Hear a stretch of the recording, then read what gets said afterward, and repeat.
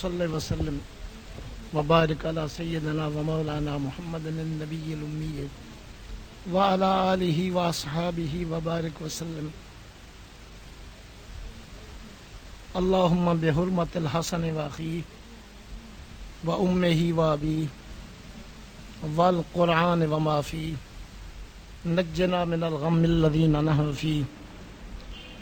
خدایا بحق بنی فاطمہ، خدایا بحق بنی فاطمہ کہ برقول ایمان کنی خاتمہ. اگر دعوت امرد کنی ور قبول منو دست دامان آل رسول. یا رب رسالت رسول الثقلین، یا رب غزا کنندہ بدر و حنین. اشیان ما دو نیمہ کن در قیام، نیم با حسن بخش و نیم با حسین. وصلی اللہ تعالی علی خیر خلقی و نور عرشی محمد و آلہ و اصحابہ اجمعین برحمتک یا ارحم اللہ. حاجی الحرمین الشریفین آگے تشریف لائیں. مولانا منیر عرفان صاحب نور علی نور، کرم بالائے کرم. الحمدللہ رب العالمین والصلاة والسلام علی رحمت للعالمین وعلی آلہ واصحابہ اجمعین. اما بعد فاعوذ باللہ من الشیطان اللعین الرجیم. بسم اللہ الرحمن الرحیم. انما یرید اللہ لِيُذْهِبَ عَنْكُمُ الرِّجْسَ أَهْلَ الْبَيْتِ وَيُطَهِّرَكُمْ تَطْهِيرًا. وقال الله تبارك وتعالى في مقام آخر قُلْ لَا أَسْأَلُكُمْ عَلَيْهِ أَجْرًا إِلَّا الْمَوَدَّةَ فِي الْقُرْبَى. وقال الله تعالى وَيُطْعِمُونَ الطَّعَامَ عَلَى حُبِّهِ مِسْكِينًا وَيَتِيمًا وَأَسِيرًا. انما نطعمکم لوجہ اللہ لا نرید منکم جزاء ولا شکورا.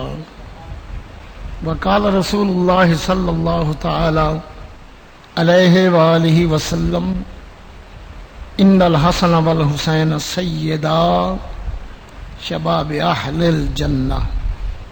وقال رسول اللہ صلی اللہ تعالی علیہ وآلہ وسلم الحسین منی وانا من الحسین. وقال سیدنا معین الدین الاجمیری رضی اللہ تعالیٰ عنہ شاہ است حسین شہنشاہ است حسین. دین است حسین دین پناہ است حسین. سر داد نہ داد دست در دست یزید حقا واللہ کے بنا لا الہ ہست حسین. بحر حق، بحر اقتدار نہیں، بحر خلافت نہیں، بحر کرسی نہیں. بحر حق در خاک و خون غلطیدہ است، پس بنا لا الہ گردیدہ است. اعلیٰ حضرت امام احمد رضا رضی اللہ تعالیٰ عنہ بارگاہ اہل بیت میں یوں نذران عقیدت پیش کرتے ہیں کہ اہل بیت رسول کیا ہیں؟ فرمایا قرآن کے پارے ہیں، قدس کے باغ کے غنچے ہیں. پارہائے صحف غنچہائے قدس، اہل بیت نبوت پہ لاکھوں سلام. مصطفیٰ جان رحمت پہ لاکھوں سلام. شمع بزم ہدایت پہ لاکھوں سلام. پارہائے صحف غنچہائے قدس، اہل بیت نبوت پہ لاکھوں سلام.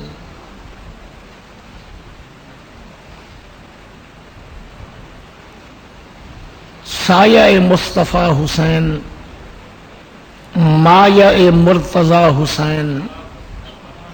سایہ مصطفیٰ حسین، مایہ مرتضی حسین، حسن کی ابتدا حسین، عشق کی انتہا حسین۔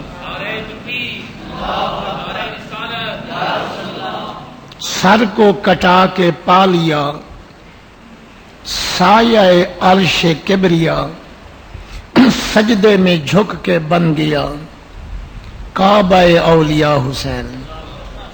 جھوم نظیر اس آن پر، کھیل گیا ہے جان پر، غیر کے آستان پر ہرگز نہیں جھکا حسین۔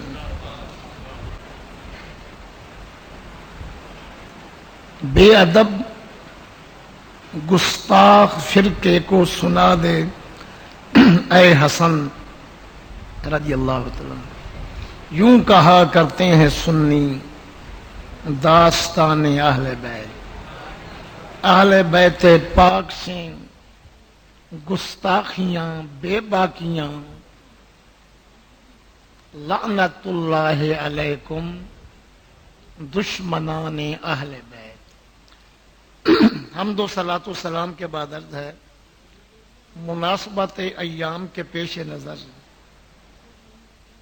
اہل بیت اطہار، امام عالی مقام شہزادہ گلگوں کبا، راکب دوش مصطفیٰ، مظلوم نینوا، امام عاشقاں سیدنا و مولانا الامام حسین رضی اللہ تعالیٰ عنہ وعلیہ السلام کی بارگاہ میں فقیر 14 عنوانوں سے نذرانہ پیش کرتا رہتا ہے۔ وہ 14 عنوانوں کی فہرست سماعت فرما لیں۔ شان اہل بیت قرآن سے 16 آیات اس وقت فقیر کے سامنے ہیں اہل بیت کی شان میں۔ شان اہل بیت احادیث سے 63 احادیث نبویہ اہل بیت کی شان میں اس وقت فقیر کے سامنے موجود ہیں۔ تیسرا عنوان شان اہل بیت از ائمہ اہل سنت، جو کھرے واقعی پکے سنی ہیں ان کے دل میں اہل بیت کی محبت ہے، اور اہل بیت رسول کی محبت کو ہم سنی اپنے اوپر فرض جانتے ہیں۔ تبرکاً مشہور و معروف ربائی بھی پیش کی ہے اس تیسرے عنوان سے، اور امام احمد رضا رضی اللہ کا کلام بھی پیش کیا ہے۔ ان کے برادر محترم مولانا حسن رضا خان رحمت اللہ علیہ کا کلام بھی آپ نے سنا، اور مولانا عبد الرحمن جامی رحمت اللہ علیہ فرماتے ہیں بصدق و صفا گشت، بصدق و صفا گشت بیچارہ جامی، غلام غلامان آل محمد۔ اسی طریقے سے سب اہل سنت کے بزرگان انہوں نے دل دیا ہوا ہے اہل بیت کی محبت میں، سچے پکے کھرے محب ہیں، اور ان کے دل میں عظمت اہل بیت تمام فرقوں سے زیادہ ہے اہل سنت میں۔ فقط ایک ربائی کو لے لیں، پورے مرثیے ایک طرف رکھ دیں، ایک ربائی ایک طرف رکھ دیں، جو جان اس ربائی میں ہے کسی مرثیے میں وہ جان نہیں۔ شاہست حسین، حسین بادشاہ ہیں، فقط بادشاہ نہیں بلکہ شہنشاہ حسین بادشاہوں کے بھی بادشاہ ہیں۔ بادشاہ تو وہ ہے جو اقتدار کی کرسی پہ ہو، تخت ولایت پہ امور سلطنت جس کے سپرد ہوں، والی ملک ہو۔ امام عالی مقام نہ مدینہ منورہ کے گورنر بنے، نہ مکہ مکرمہ کے، نہ کوفہ کے، نہ شام کے۔ تو یہ بادشاہوں کے بادشاہ کیسے ہو گئے؟ ذرا توجہ فرمائیں۔ کسی بادشاہ کا تخت اسلام آباد میں ہے، کسی کا ایران تہران میں، کسی کا بغداد میں، کسی کا قاہرے میں۔ سارے بادشاہوں کے تخت زمین پہ، تمام بادشاہوں کے تخت زمین پہ، 7 آسمانوں کے پار اللہ تعالی کا تخت عرش بری ہے۔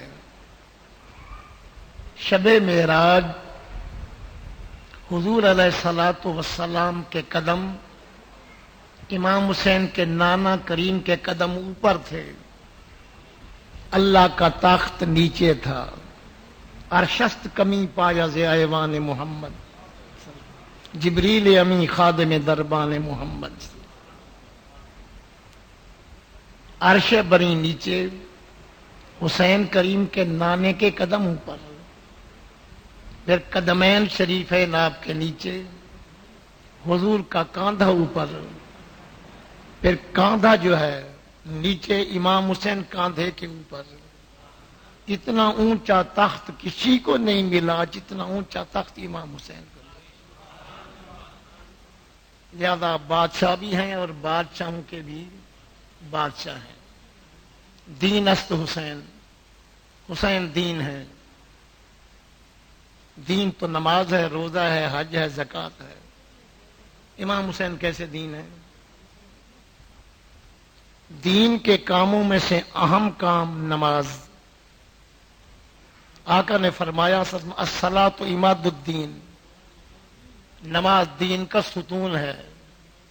جس نے نماز قائم کی اس کا دین قائم ہے، جس نے نماز ضائع کر دی اس کا دین ختم، دین منہدم۔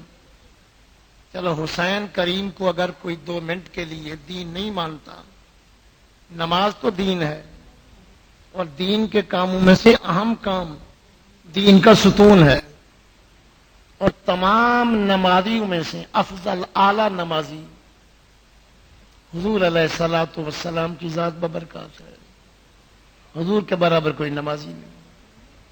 نماز کے ارکان میں سے اہم رکن سجدہ ہے کہ سجدے کی حالت میں بندہ رب کے بہت قریب ہو جاتا ہے۔ ان 3 چیزوں کو ذہن کی الماری میں محفوظ کر لیں۔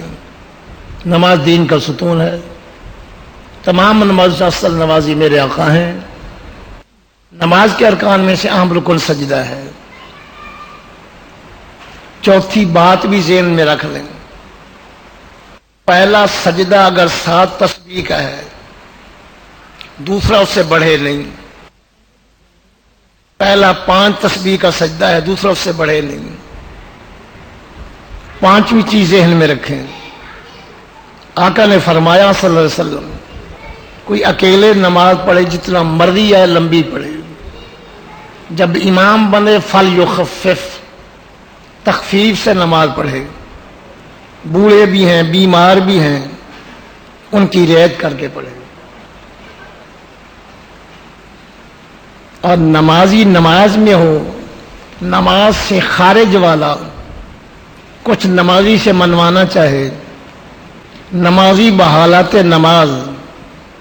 نماز سے باہر والے کی بات مانے تو نماز میں خلل آ جاتا ہے۔ اگر سبق بھول گیا تو پھر دوہرا لیں۔ دین کا اہم کام نماز ہے۔ اونچے نمازی آمنہ کے لال ہیں صلی اللہ علیہ وسلم۔ اہم کام سجدہ ہے، دوسرا سجدہ پہلے سے نہ بڑھے۔ امام بنو تو رعایت سے نماز پڑھاؤ، تخفیف سے۔ نماز سے باہر والا دخل دے، نمازی اس کا اثر قبول نہ کرے، اس کی مشیت ارادے کے پیچھے نہ چلے۔ 6 چیزیں ذہن میں رکھو. عالم تصور میں مدینہ منورہ چلیں، ریاض الجنہ چلیں، ریورس گیئر ذہن کو لگائیں، ذخیرۃ عقبہ والا کتابیں دیکھیں. نماز ہے دین کا ستون، پڑھانے والے حضور ہیں صلی اللہ علیہ وسلم. پہلا سجدہ اگر 5 تسبیح 7 تسبیح کا ہوا، دوسرے سجدے میں حضور نے سر رکھا، امام حسین سوار ہو گئے، حضور سجدہ لمبا کیے ہوئے ہیں. قانون یہ ہے امام بنو تو مختصر پڑھو. اب بوڑھا ہے تو سجدے میں رہے، بیمار ہے تو سجدے میں رہے. شہزادہ اپنی مرضی سے اترے گا تو سر اٹھاؤں گا. دوسرا سجدہ بے شک لمبا ہوتا رہے، باہر والے کا سر قبول کرتا ہوں. اگر حسین دین نہ ہوتے تو نماز میں خلل آ جاتا. حسین تو نبی کے سجدے کا جز ہے. نماز نماز میں شامل ہوئی، دین دین میں شامل، نماز میں کیوں فرق ہے؟ اس لیے حسین کریم خود دین ہے.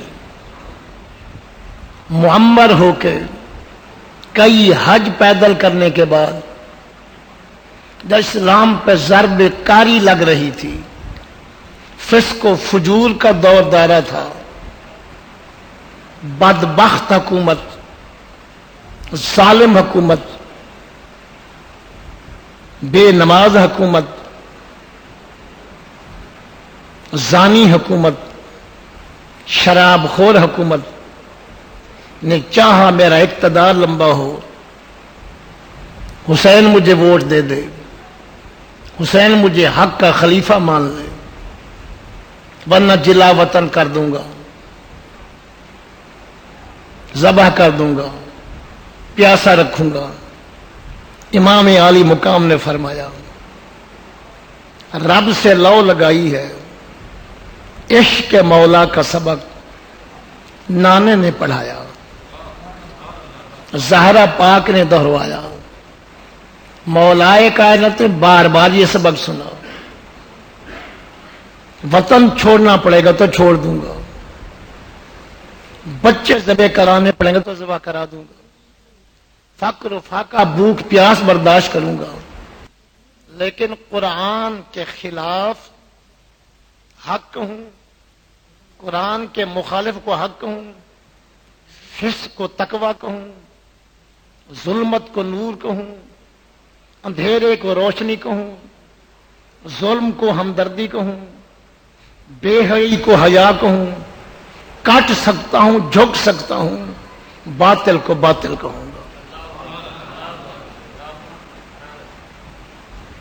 البدایہ والنہایہ تاریخ کی مشہور معتبر کتاب ہے. لکھنے والے مفسر بھی ہیں، محدث بھی ہیں، مورخ بھی ہیں. مفسر ابن کثیر، محدث ابن کثیر، مورخ ابن کثیر کہتے ہیں بل قد کان فاسقا، تحقیق پکی بات ہے یزید فاسق تھا، فاسق فاجر تھا. تو فاسق و فاجر کو حق کہنا، حق کا خلیفہ ماننا. امام نے سوچا جس اسلام کے پودے کو میرے نانے نے جنگ احد کے اندر دانتوں کے خون سے آبیاری کی ہے، میں علی اکبر علی اصغر کے خون سے، قاسم کے خون سے، اپنے خون سے اس درخت کو تر و تازہ رکھوں گا، ایک پتا بھی نہیں گلنے دوں گا.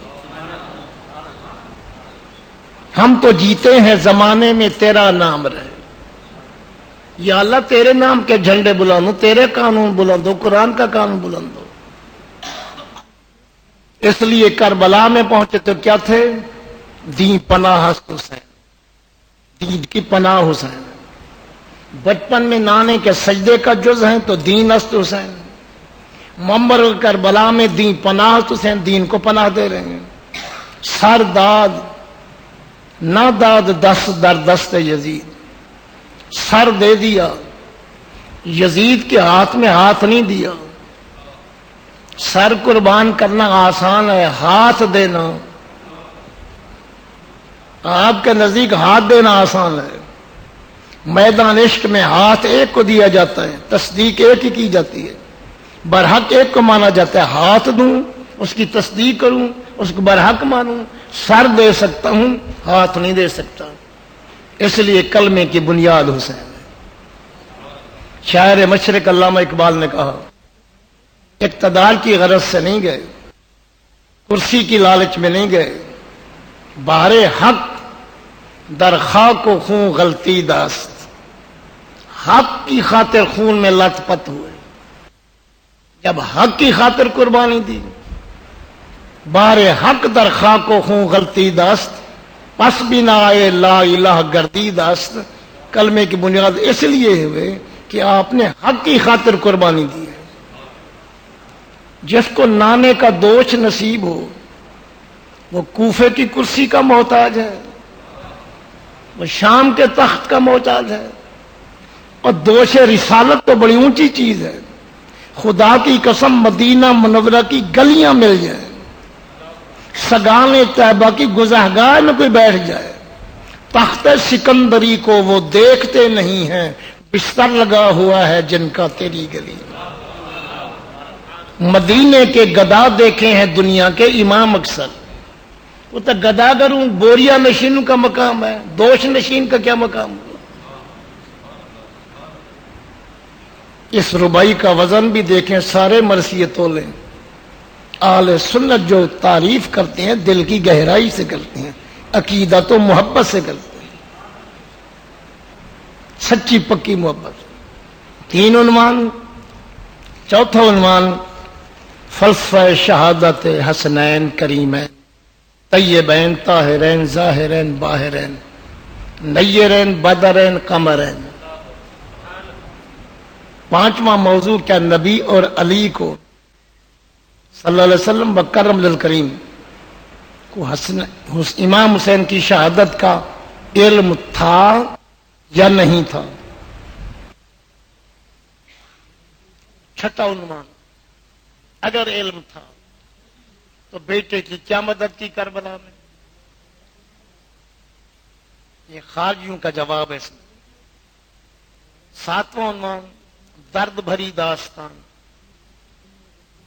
بے مثال قربانی۔ 8واں عنوان شہدائے کربلا کے نام۔ جب 72 شہید ہوئے آپ کو تو 10-12 کے نام آتے ہیں، باقی نام تاریخ میں نہیں، یا کوئی دال میں کالا کالا ہے۔ نظر نیاز پکے 72 کے لیے نام آئے 10-12 کے، باقی نام چھپائے کیوں جاتے ہیں؟ کہیں نظریہ تو غلط نہیں ہوتا۔ 10واں عنوان یزید کے بارے میں قرآن کیا کہتا ہے؟ یزید کے بارے میں نبی نے کیا فرمایا صلی اللہ علیہ وسلم؟ یزید کے بارے میں ائمہ اہل سنت کا کیا نظریہ ہے؟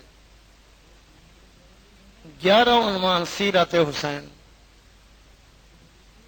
12واں عنوان امام حسین کی یاد میں غم کی شرعی حیثیت کس انداز سے منا سکتے؟ 13واں عنوان شام غریباں۔ 14واں عنوان شام شہیداں۔ لوگ شام غریباں پڑھتے ہیں، میں شام شہیداں بھی بیان کرتا ہوں۔ یہ 14 عنوان ہے صرف فرشتے پیش۔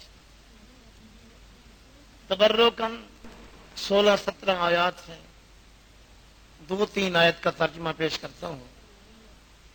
رب کریم نے فرمایا جل جلالہ و عم نوالہ، انما یرید اللہ، انما کلمہ حسر ہے، جزئی نیست اور کچھ بھی نہیں، بات یہی ہے، یرید اللہ، اللہ کا ارادہ یہ ہے، یذهب عنکم الرجس، رجس کو، ناپاکی کو دور کرے، عنکم تم سے، کس سے؟ اہل البیت، اہل بیت رسول سے اللہ تعالی کا ارادہ یہ ہے کہ رجس و ناپاکی کو قریب نہ آنے دوں، جیسے پیدائشی طور پہ یہ پاک ہیں ہمیشہ یہ پاک رہیں، یہی میرا ارادہ ہے۔ وَيُطَهِّرَكُمْ تَطْهِيرًا، رجس کی نفی فرمائی، وَيُطَهِّرَكُمْ تَطْهِيرًا، اللہ کا ارادہ ہے تمہیں خوب پاک رکھے۔ پھر تطہیرہ مصدر مفعول مطلق تاکید کی خاطر، خوب پاک رکھے۔ جب یہ آیت کریمہ نازل ہوئی، بخاری مسلم کے استاد امام احمد بن حنبل، سیاستہ میں سے امام مسلم اپنی صحیح میں، اور طبرانی اور ابن جریر طبری وغیرہ محدثین کہتے ہیں کہ حضور نے چادر تان لی، چادر حضور کے سر پہ تھی، امام حسن آئے سیدھی ران پہ بٹھایا، امام حسین آئے دوسری ران پہ بٹھایا، ملکہ جنت رش کے عفت ام الائمہ تشریف لائی سامنے بٹھایا، مولائے کائنات آئے حضور نے ساتھ بٹھایا، اوپر چادر تھا، اور عرض کی اللہم ہؤلاء اہل بیتی، یا اللہ یہ میرے اہل بیت ہیں، رب نے جو تیرے اہل بیت ہیں محبوب دے چادر کے نیچے بیٹھے ہیں، یہ ہیں بھی پاک رہیں گے بھی پاک، کبھی ریچ و ناپاکی ان کے قریب نہیں آ سکتی، ان کا ظاہر بھی پاک ہے، ان کا باطن بھی پاک ہے۔ یہاں کچھ لوگ کیل کال کرتے ہیں، اس آیت کے ماقبل بعد میں تو حضور کی ازواج مطہرات کا ذکر ہے، اس سے تو حضور کی بیویاں مراد ہیں۔ جواباً عرض یہ ہے، کم کا صیغہ مذکر کے لیے آتا ہے یا مؤنث کے لیے؟ ان کم ہے یا ان کن ہے؟ ان کم ہے، صرف ازواج مطہرات ہو تو ان کن آتا، یہ ان کم ہے۔ پھر حضور نے قرآن کی تفسیر وضاحت کر دی کہ یہ میرے اہل بیت ہیں، تو حضور بھی ہیں، حسنین بھی ہیں، مولائے کائنات بھی ہیں، الاکثر حکم الکل، کم کے مستحق یہ ہیں، سیدہ طبل اس میں شامل تغلیباً، تو لہذا کم کا معنی بالکل صحیح ہے، یہ حضرات اس میں شامل ہیں۔ ایک حضور کی بیوی ام المومنین نے عرض کی یا رسول اللہ میں بھی چادر کے نیچے آ جاؤں؟ حضور نے فرمایا نہیں، تو باہر رہے،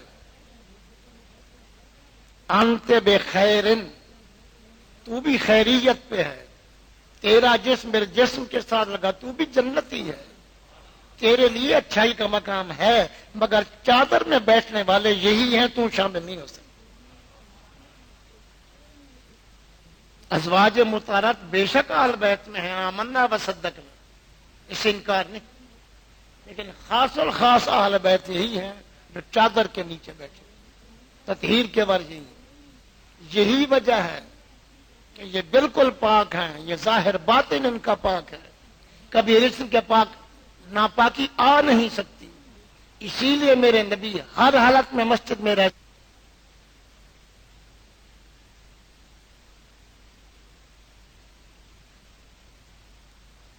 یہی وجہ ہے کہ یہ بالکل پاک ہیں، یہ ظاہر باطن ان کا پاک ہے، کبھی رزق کے پاک ناپاکی آ نہیں سکتی، اسی لیے میرے نبی ہر حالت میں مسجد میں رہ سکتے ہیں، اسی لیے حضرت علی ہر حالت کے اندر مسجد میں رہ سکتے ہیں، اسی لیے ہر حالت میں سیدہ مسجد میں رہ سکتی ہیں، اس لیے کہ عام احکام جو اوروں پہ لاگو ہوتے ہیں ناپاکی کے، ایک گھرانہ ناپاکی کے احکام سے پاک ہے، مسجد پاک ہے، میرا مرشد علی اس سے زیادہ پاک ہے، مسجد پاک ہے، حسنین اس سے زیادہ پاک ہے، مسجد پاک ہے، ملکہ جنت اس سے زیادہ پاک ہے، ان کی پاکی کا اعلان خدا قرآن میں کر رہا ہے، حدیث میں اس کی وضاحت موجود، یہ خصوصیات نظرات کی ہیں۔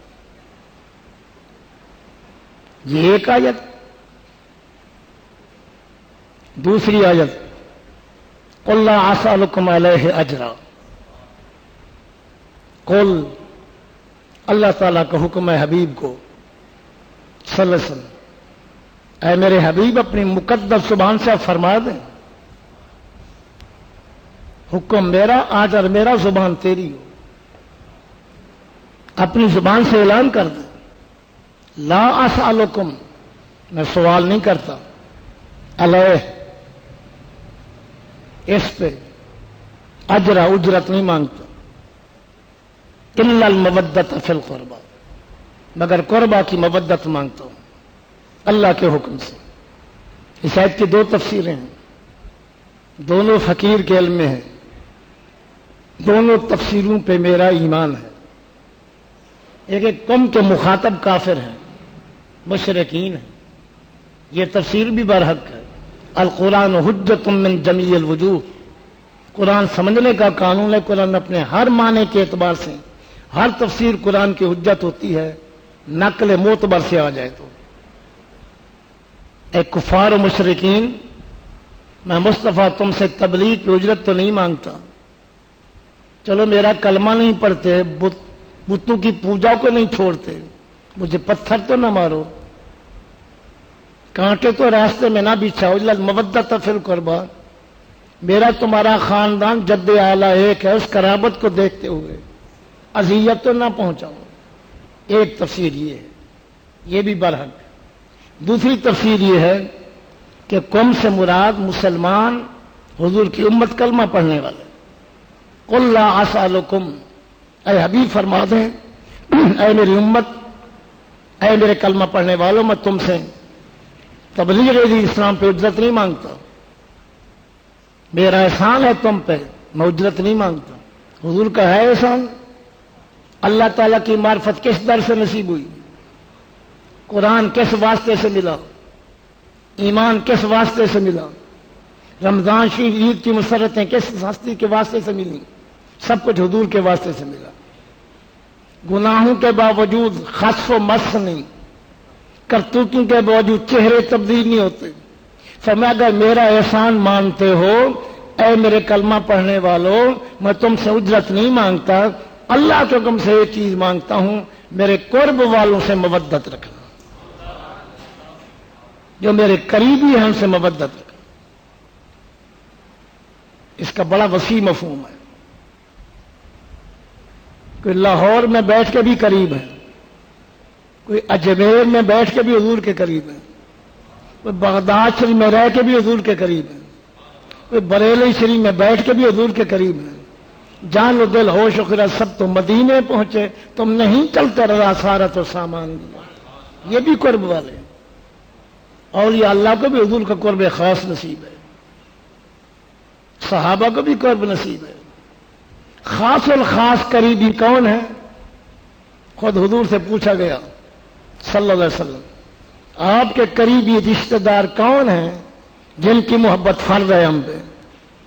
حضور نے فرمایا علی و فاطمہ و ابناہما، ایک علی ہیں، دوسری فاطمہ ہیں، اور ان کے دو بیٹے، یہ میرے بہت قرب والے ہیں، ان کی محبت فرض ہے تم۔ اگر نبی کا احسان مانتے ہو تو ان حضرات سے محبت کرنی ہوگی، یہ فرض ہے۔ اور ہمارے حضرات تو بڑی محبت کرتے ہیں اہل سنت کے۔ امام محمد رضا رضی اللہ تعالیٰ شہر بریلی میں ایک جگہ سے دوسری جگہ شہر کے اندر کسی دعوت پہ جا رہے تھے، سیاح نے دیکھا بھی عجیب جھنڈیاں لگی ہوئی ہیں، بازار مزین ہو رہا ہے، کوئی ویسے آ رہا ہے، حاکم آ رہا ہے۔ انہوں نے کہا نہیں جی، شہر بریلی کا ایک تاجدار جو دن رات حضور کی محبت میں عشق بار رہتا ہے، قلم چلتا رہتا ہے عظمت حبیب کے لیے، وہ بازاروں میں نہیں پھرتے، گلیوں کوچے میں نہیں رہتے، گوش تنہائی ہے اور قلم ہے چل رہا ہے، کل کے رضا ہے خنجر خونخوار برقبار، آدھا سے کہہ دو خیر منائیں نہ شر کریں۔ وہی اپنے مرید کے مکان پہ جا رہے ہیں تو دنیا ایک جھلک دیکھنے کے لیے تیار ہے۔ پالکی رکھی گئی، 4 مزدور لے آئے، اس میں آپ کو بٹھایا، پالکی اوپر اٹھی، آپ نے فوراً رونا شروع کر دیا، پالکی کو فوراً نیچے رکھو، نیچے رکھوا دیں۔ عرض کی تم 4 میں سے ایک سید ہے، آل رسول ہے، میرے دل نے پہچان لیا، وہ خود چھپا پھرتا ہے، مجھے شرم آتی ہے، نبی کی آل سے سید میرا غلام بنے، میری پالکی اٹھائے، قیامت کے میں نبی کو کیا منہ دکھاؤں؟ میرے مرشد خواجہ فیض محمد شاہ جمالی رحمۃ اللہ علیہ میلاد شریف کے جلسے کے لیے تیار تھے، گھوڑی موجود، ایک شخص آیا، کہنے لگا میں سید ہوں شاہ جمالی، کرتا نہیں، کرتا تو دے دے۔ تو ایک ہی کرتا آپ کے پاس تھا، وہی اس کو دے دیا، ایک ہی کرتا تھا، اور میلاد شریف کے جلسہ پڑھنے کی تیاری ہے، 500 طلباء کو پڑھاتے تھے۔ شیخ الحدیث مولانا محمد سردار احمد صاحب رحمۃ اللہ علیہ شاگرد مولانا غلام معین الدین اجمیری کے، اور وہ شاگرد ہے میرے مرشد شاہ جمالی کے۔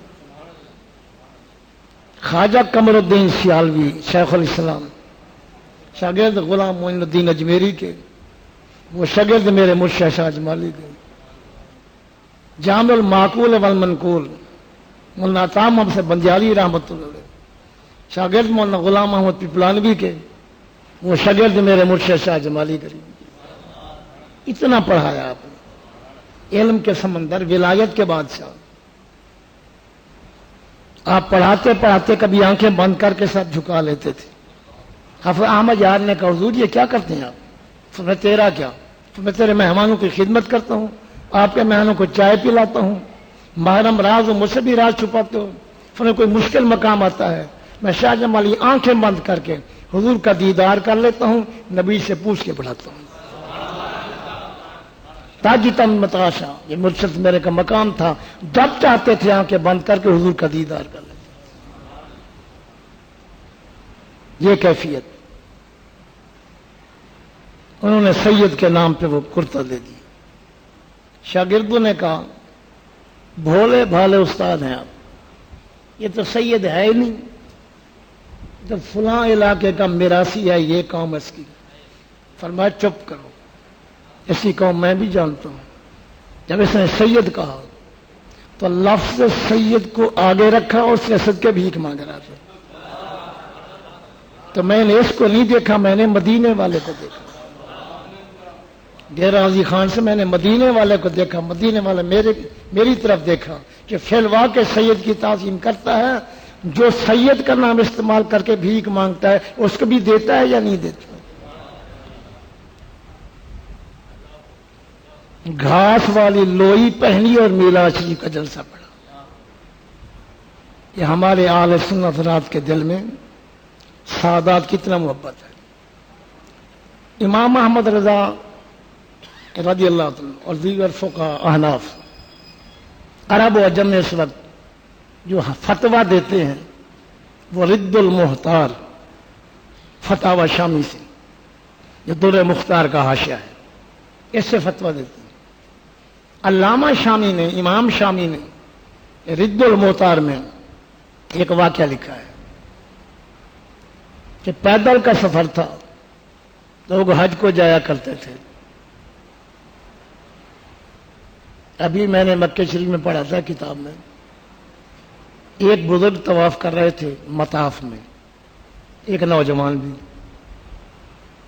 تو بزرگ نے نوجوان سے پوچھا طواف کے بعد تجھے کتنا دن لگے بیت اللہ پہنچنے تک؟ اس نے کہا 2-3 مہینے۔ 2-3 مہینے چلا، بیت اللہ آ گیا۔ نوجوان نے پوچھا بزرگوں آپ کو کتنا عرصہ لگا؟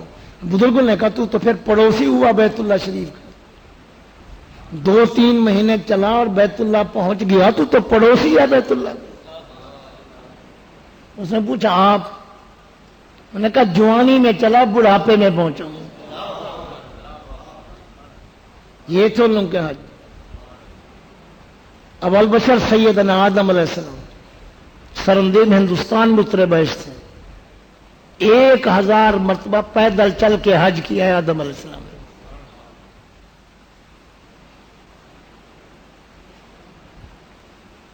تو جو کچھ تھا اس ایک دہقان آرابی بدو کے پاس، وہ بیچا، پیسے کمر سے باندھے، قافلہ آگے نکل گیا، پیچھے پیچھے یہ جا رہا ہے۔ راستے میں ایک برقع پوش عورت بیٹھی ہے، شرم و حیا والی. کہنے لگی حاجی صاحب تیرا منہ ہے مدینہ منورہ کی طرف اور میں آل رسول سے ہوں، میں سید زادی ہوں، میرا خامند فوت ہو گیا، میں بیوہ ہو گئی، بچے چھوٹے چھوٹے ہیں، کاروبار کے قابل نہیں، بھیک مانگنا میری فطرت نہیں، خیرات مانگنا میری عادت نہیں، خاندان اجازت نہیں دیتا، ضمیر اجازت نہیں دیتا کہ ہر ایک سے بھیک مانگوں. تیرا منہ چونکہ مدینہ منورہ کی طرف ہے تو میں بھی مدنی کریم کی اولاد سے ہوں، ہو سکے تو کچھ سادات کے یتیم بچوں کے لیے حصہ ملاتا جا. وہ دہقان سوچتا ہے اگر سید زادی بیوی کو خیرات نہ دوں، مواجہ شریف میں جاؤں، سلام پیش کروں، شفاعت کی بھیک مانگوں، چمک تجھ سے پاتے ہیں سب پانے والے، میرا دل بھی چمکا دے چمکانے والے، بھیک مانگوں وہ فرما دیں تو نے میری بیٹی کو کیا دیا جو مجھ سے بھیک مانگتا ہے، تو میرا سارا سفر بیکار ہو جائے گا.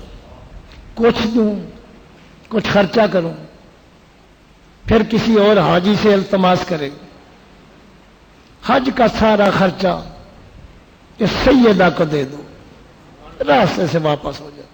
قسمت ہوگی تو حج کرے گا، ورنہ نبی کی آل کی عزت کرنا، اسی میں سب کچھ مل جائے. یہ راستے سے واپس آ گیا. لکھنے والے علامہ شامی ہیں، کتاب رد المعتاد المختار کا آچا جیسے مفتی صاحبان فتوے لکھتے ہیں اس میں موجود ہے. حاجی صاحبان حج کر کے واپس آ رہے ہیں، جیسے مولانا محمد عرفان صاحب پرسوں تشریف لائے، حج سے پہلے مدینہ گئے، حج کے بعد بھی مدینہ میں ہوتا ہے، اور مجھے خاص نیاز بھی کھلائی تھی، چھاپر بھر کے دیے تھے پورے قافلے. ان کے بھی نمک خار ہیں، وہ ہاں بھی یہاں بھی. اللہ تعالیٰ ان کے ذوق میں اضافہ فرمائے. خدایا این کرم بارے دیگر کو مشرف گرچہ شد جامی ز لطف، خدایا این کرم بارے دیگر کو سیر گلشن کون دیکھے دشت طیبہ چھوڑ کر، سوئے جنت کون جائے در تمہارا چھوڑ کر. کعبے کے جانے والے کعبہ کو جائیں گے، ہم اپنے کوئے یار کو کعبہ بنائیں گے. بود مذہب ما حج اکبر مانا، طواف کعبہ کوئے تو یا رسول اللہ، قسم بقبلہ روئے تو یا رسول اللہ، رواست سجدہ بسوئے تو یا رسول اللہ. حجاج واپس آنے لگے، علاقے لوگ مبارکبادی کے لیے، یا راستے سے واپس آنے والا یہ بھی گیا. سب نے کہا حاجی صاحب حج مبارک. وہ قافلے والے کہتے ہیں اس کو بھی حج مبارک. لوگ کہتے تو راستے سے واپس آ گیا، یہ تو گیا ہی نہیں. قسمت والے جاتے ہیں، بدبخت جا سکتے ہیں، بلاوا ہوتا تو جاتا. یہ تو راستہ کوئی اور ہوگا نہیں، یہی تھا، پڑوسی کو نہیں جانتے، یہی تو تھا. یہ دل میں سوچا میں تو گیا ہی، راستے سے واپس آ گیا، کہتے ہیں وہاں تھا. پھر حاجیوں کا قافلہ آیا، لوگ مبارکبادی کے لیے گئے، یہ بھی گیا حاجی صاحب حج مبارک. وہ کہتے ہیں اس بندے کو بھی حج مبارک. لوگ کہتے تو راستے سے واپس آ گیا. میں کہ جی 9 ذی الحج کو میدان عرفات میں ہم نے اسے دیکھا ہے. پھر اور قافلہ آیا، یہ جمرۃ العقبہ کو 10 ذی الحج کو کنکریاں مار رہا تھا. ادھر والا کہتے ہیں ادھر تھا، ادھر والا کہتے ہیں ادھر تھا. ادھر والوں کو ادھر والوں کو کیا پتا، ادھر والوں کو پتا، ان کو تو ادھر کے رہنے والے. یہ خود بڑا پریشان ہوا، درود پڑھتے ہوئے روتے سو گیا. خود سویا قسمت جاگ اٹھی. امروز شاہ خوباں مہماں شدست مارا، جبریل با ملائک درباں شدست مارا. امام الانبیاء کی زیارت نصیب ہوئی. فرمایا پریشان کیوں ہے؟ حاجی صحیح کہتے ہیں، جب تو گھر سے نکلا میں کائنات کے ذرے ذرے کو دیکھتا ہوں جیسے ہاتھ کی ہتھیلی کو دیکھتا ہوں. سب کچھ بیچا تو نے، حج کے لیے میرے مدینے کی حاضری کی آ رہا تھا. راستے میں سید زادی بیٹھی تھی، اس نے صدا کی، تو نے سب کچھ اس کو دے دیا. میری بیٹی وہاں خوش ہوئی، میں روزے میں راضی ہوا، اللہ اللہ مقام پہ راضی ہو گیا. خوش کر دیا، تو نے راضی کر دیا. سید زادی کی عزت کر کے اللہ نے تیری شکل و صورت کا فرشتہ بنایا. من نوان اسے حکم دیا ہے کہ اس کی طرف سے حج کر. صرف 1 سال نہیں، قیامت تک حج کرتے رہے. آتا تو ایک حج کرتے، ہزاروں لاکھوں آدمی مدینہ منورہ جاتے ہیں. گنبد خضرا کا دیکھنا بھی سال کی عبادت سے زیادہ ہے، لیکن گنبد خضرا والے کی زیارت کسی کسی کو نصیب ہوتی ہے. یہ گھر بیٹھے حضور کی زیارت بھی کر رہا ہے، حج بھی لے رہا ہے. یوں کہا کرتے ہیں سنی داستان اہل بیت، یوں کہا کرتے ہیں سنی داستان اہل بیت. خدا کی قسم ہم جو کچھ بھی بیان کرتے ہیں اس گھرانے کی عقیدت محبت کے ساتھ بیان کرتے ہیں. وہ فلوس والے اور ہوں گے، بکو مال اور ہوگا، یا بولی نہیں لگتی، یا جان و دل کا نذرانہ پیش کرتے.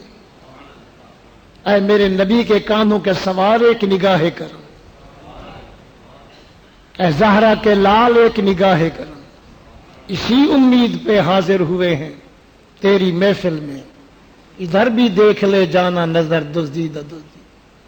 ادنا میراثی تیرا نام لیوا، آپ کا ذکر خیر کر رہا ہوں. آپ اماں سے کہہ دیں، نانے سے کہہ دیں، وہ رب سے کہہ دیں، بات بن جائے گی. تیری ایک نظر کی بات ہے، میری زندگی کا سوال ہے. تجھے خوش کرنے کے لیے تیرے نانا سجدہ لمبا کرتے تھے، تمہیں راضی کرنے کے لیے جمعے کا خطبہ چھوڑ کے آتے تھے، تجھے کاندھے پہ بٹھاتے تھے.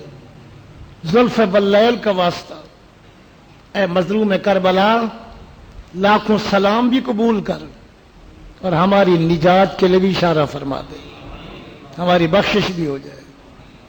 یہ دوسری آیت تھی. میں تم سے اجرت نہیں مانگتا، ان قرابت والوں کی محبت مانگتا ہوں. خواجہ غلام فرید صاحب رحمۃ اللہ علیہ ہمارے سریکستان کے سریکی شاعر، صوفی، درد بھرے کارتوس، بڑے درد بھرا کلام ہے ان کو. سریکی والا تو بے حد درد والا ہے، اردو میں بھی دیوان ہے. خواجہ صاحب فرماتے ہیں جو محبت میں مرے غنچہ دہن کے واسطے. کربلا میں کچھ پھول تھے، ایک غنچہ تھا، وہ غنچہ علی اصغر تھا. غنچہ کون تھے؟ حضرت علی اصغر. ابھی کھلے نہیں غنچے ہیں. اور جو محبت میں مرے غنچہ دہن کے واسطے، چادر گل چاہیے اس کو کفن کے واسطے. جس کو ہے تیری آل پاک سے، خواجہ غلام فرید صاحب رحمت، کوٹ مٹھن چلی والی سرکار، جس کو ہے تیری آل پاک سے ذرا خیال بد، ملعون ہے، رجیم ہے، ولد الحرام ہے. خواجہ غلام فرید صاحب درد، جس کو ہے تیری آل پاک سے ذرا خیال بد، ملعون ہے، رجیم ہے، ولد الحرام ہے. ایک حدیث کا ترجمہ یہ انشاءاللہ میں پیش کرنے والا ہوں. یہ تبرکن 2 آیتیں پڑھی ہیں. اتنا سخی گھرانہ ہے، خود بھوکے رہتے ہیں اور ان کو کھلا دیتے ہیں. سورہ دہر کے اندر آل بیت کی سخاوت کا ذکر موجود ہے. وَيَطْعِمُونَ الطَّعَامَ عَلَىٰ حُبِّهِ مِسْكِينًا یتیما واسیرا. خود پانی پہ روزہ رکھا، پانی پہ افطار کیا، خود کھاتے نہیں جاؤ کی روٹی. کسی نے صداق دی، مسکین کو دے دی، دوسرے دن یتیم کو دے دی، تیسرے دن قیدی کو دے دی. کہ ہم یتیموں کی خبر گیری نہ کریں تو کربلا میں ہمارے یتیم ہوں گے، کون خبر کرے گا؟ ہم قیدیوں کی دیکھ بھال نہ کریں. جب میرا قیدی ہوگا، سجاد بیمار، تو کون سرپرستی کرے گا؟ خود نہیں کھا، ان کو کھلا دیا. پھر کھلاتے ہیں، کہتے ہیں انما نطعمکم لوجہ اللہ، ہم نے اللہ کے لیے تمہیں کھلایا. لا نرید منکم جزاء ولا شکورا، ہم جزاک اللہ نہیں سننا چاہتے، اس کا بدلہ نہیں لینا چاہتے کہ تم کربلا میں آ کے میرے بچوں کی مدد کرنا. میں بھیک نہیں مانگنا چاہتا. میں علی اور زہرا جو دے رہے ہیں اللہ کے لیے دے رہے ہیں. نہ شکریہ سننا چاہتے ہیں، نہ تھینک یو سننا چاہتے ہیں، نہ جزاک اللہ سننا چاہتے ہیں. ہم نے جو کچھ بھی خرچہ کیا تمام کھلایا اللہ کی رضا کی. یہ تبرکن تین ہے.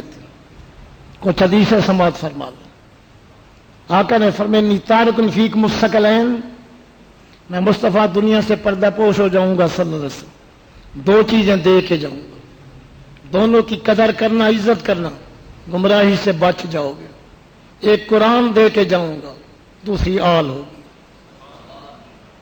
اور کھری نشانی یہ ہے میری آل وہ ہوگی جو قرآن کی حامل ہوگی، قرآن سے جدا نہیں ہوگی. عقیدہ عمل ان کا قرآن کے مطابق ہوگا. لن یتفرقا، نہ قرآن آل سے جدا ہوگا نہ آل قرآن سے جدا ہوگی.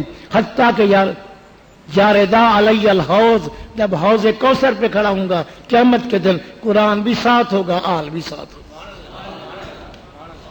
کھری آل وہ ہے جو قرآن کے مطابق عمل کرے، قرآن کے مطابق اعتقاد رکھے.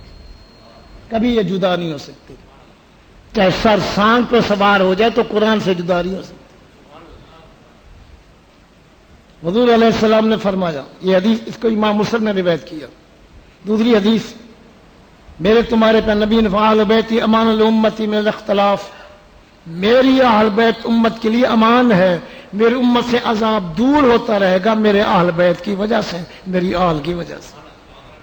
امام حاکم کہتے ہیں حدیث صحیح ہے.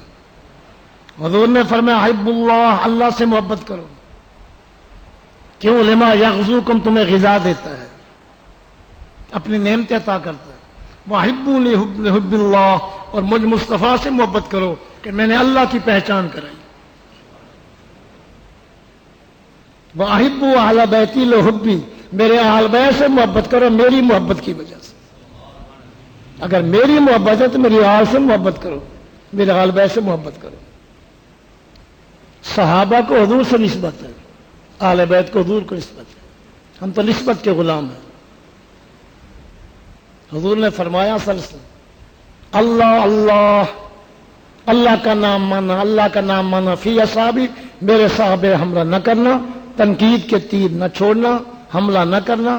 فمن احبہم فبحبی احبہم، جن کو صحابہ سے محبت ہے اصل میں میری محبت کی وجہ سے ان سے محبت کریں گے. اور جن کو صحابہ سے بغض ہے اس کو در حقیقت مجھ رسول سے بغض ہے، میرے بغض کی وجہ سے صحابہ سے بغض رکھیں.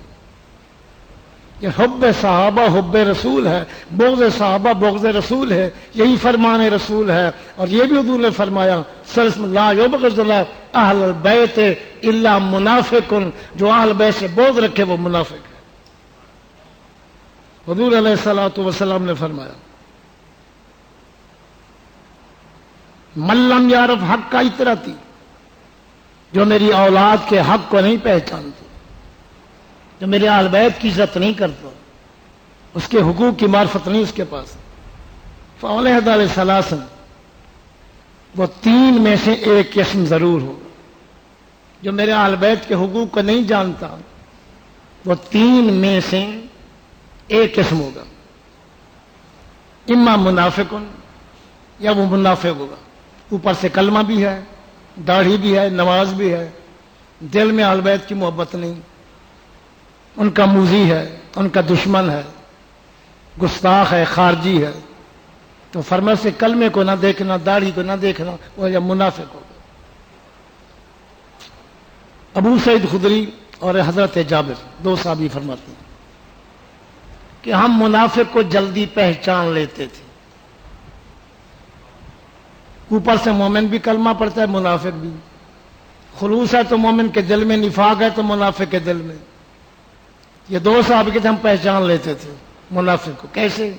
حضرت علی کے نام لیتے تھے، حضرت علی کی شان بیان کرتے تھے، جس کا چہرہ مکروہ ہو جاتا ہم سمجھ جاتے یہ منافق ہے. یہ دو صحابہ کا تھرمامیٹر تشخیص والا. آج بھی حضرت علی کا نام لو، نعرہ حیدری لگاؤ، پھر چہرہ دیکھو، جس کا چہرہ تبدیل ہو جائے سمجھ لو یہ خارجی منافق ہے. کھرا مومن ہوتا تو علی کا نام سن کے خوش ہوتا. حضور نے فرمایا ذکر علی عبادت، علی کا نام لینا بھی عبادت. علی کا ذکر بھی عبادت کہ حضرت علی نے نبی کا چہرہ دیکھا، اثر قربان کر دی، فرمایا اثر کی پرواہ نہیں، یار کا چہرہ دیکھوں آرام میں خلل نہ آئے، تو نبی نے ٹکٹ کیا دی، تو نے فردی نماز کو میرے دیدار پہ قربان کر دیا، میں مصطفیٰ ٹکٹ دیتا ہوں جو تیرا چہرہ دیکھ لے، وہ بھی عبادت کرتا ہے۔ النظر الی وجہ علی عبادت، فرمایا علی کا چہرہ دیکھنا عبادت ہے، فرمایا چلو چہرہ نہیں دیکھ سکتے، بعد میں پیدا ہو گے تو ذکر علی عبادت، علی کا نام لینا بھی عبادت ہے۔ یہ ساری عزتیں ملی ہیں حضور کے صدقے سے صلی اللہ علیہ وسلم۔ فرمایا جو میرے آل کے حقوق کو نہیں جانتا یا تو منافق ہوگا، اما ولد زانیۃ، زانیہ کا نطفہ ہوگا، یا نطفہ نا تحقیق ہوگا، یا حرام زادہ ہوگا، وَإِمَّا امرؤ حملت بہی امہ فی غیر طہر، یا ایسا شخص ہوگا جس کو اماں نے ناپاکی کے اندر پیٹ میں اٹھایا، اس کا جسم پاک نہیں تھا، وہ ناپاک تھی، پھر اس کا نطفہ ٹھہرا۔ ان تین میں سے ایک ہوگا جو طیب الطاہر ہے، کھرا مومن ہے، وہ میرے آل سے بغض نہیں رکھ سکتا۔ جو میرے آل کے حقوق کو نہ جانے، ان تین میں سے کوئی ایک ضرور ہوگا۔ حضور علیہ الصلوۃ والسلام نے فرمایا من اذا نسبی فقد اذانی، جس نے میرے نسب کو اذیت پہنچائی، میری نسل کو اذیت پہنچائی، میری اولاد کو اذیت پہنچائی، اس نے مجھے اذیت پہنچائی، اور جس نے مجھے اذیت پہنچائی اس نے اللہ کو اذیت پہنچائی۔ تو کربلا پہ ظلم کرنے والوں نے امام حسین ان کے ہم نماؤں پہ ظلم کیا یا نہیں کیا؟ ان کو اذیت پہنچائی۔ یہ اذیت نبی کو پہنچی، نبی کا مرضی رحمت کا حقدار ہے یا لعنت کا؟ پڑھو قرآن، ان الذین یؤذون اللہ ورسولہ لعنہم اللہ فی الدنیا والآخرہ، جو رسول کے موذی ہیں وہ دنیا میں بھی لعنتی ہیں، آخرت میں بھی لعنتی ہیں۔ حضور علیہ السلام نے فرمایا اشتد غضب اللہ علی من آذانی فی طرتی، اللہ کا سخت غضب برستا اس شخص پہ جو میری اولاد کے بارے میں مجھے اذیت دیتا ہے۔ حضور نے فرمایا اثبتکم علی الصراط اشدکم حبا لأہل بیتی ولاصحابی، تم میری امت میں سے زیادہ سخت جم جم کے پل صراط پہ وہی چلے گا جس کے دل میں میرے صحابہ کی محبت بھی بہت ہوگی، اہل بیت کی محبت بھی بہت ہوگی۔ اہل سنت کا بیڑا ہے بیڑا پار کہ اصحاب حضور نجم ہیں اور ناؤ ہے اطرت رسول اللہ۔ حضور نبی علیہ الصلوۃ والسلام وہ کہتے ہیں کہ یزید حق کا بادشاہ تھا، کہ بادشاہ کے خلاف اقدام کرنا یہ بغاوت ہے۔ دو شہزادوں کی لڑائی تھی، ایک ہار گیا ایک جیت گیا۔ اگر امام حسین کا اقدام غلط تھا تو بغاوت تو رجس ہے، ناپاکی ہے۔ اللہ فرماتا میں رجس ناپاکی کو حسین کے قریب آنے نہیں دوں گا۔ کیا جو باغی بنتا ہے وہی جنت کا سردار بنتا ہے؟ فرمایا امام حسن حسین حضور کا فرمان ہے جمانا نے جنت کے سردار ہیں۔ کہ تو جنت تو باغیوں کا گھر ہوا، بڑی سرداری باغی کو ملتی ہے، باغی بنتا ہے وہی جنت کا سردار بنتا ہے۔ فرمایا امام حسن حسین حضور کا فرمان ہے جمانا نے جنت کے سردار ہیں۔ کہ تو جنت تو باغیوں کا گھر ہوا کو ملتی ہے۔ اللہ تعالیٰ سمجھنے کی توفیق عطا فرمائے۔ یزید کے بارے میں سورہ مریم کے اندر موجود کو ولید نے زبان درازی کی، یار کی شان بیان کر کے، محبوب کی عظمت حلف اٹھا کے بیان کر کے نیک لونڈے حکومت کریں گے۔ معلوم کہ نالائق ہونے کی وجہ یزید کیوں نالائق ہے؟ تفاسیر دیکھیں، اللہ نے پہلے بطور پیشگی فرما دیا کیوں نالائق ہے۔ فرمایا ادا الصلاۃ واتبعوا الشہوات، ایک نماز ضائع کریں گے، ایک شہوت کے تابع دار ہوں گے، تو کہاں رہے گا یزید؟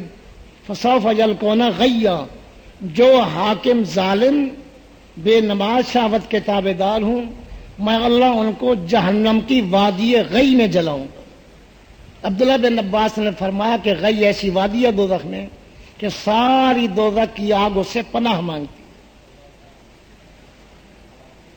تو لوگ یزید کو بہشتی ہونے ثابت کرنے کی کوشش کرتے ہیں، قرآن میں تفسیر کو دیکھیں تو اس کا دوزخی ہونا معلوم ہو رہا ہے۔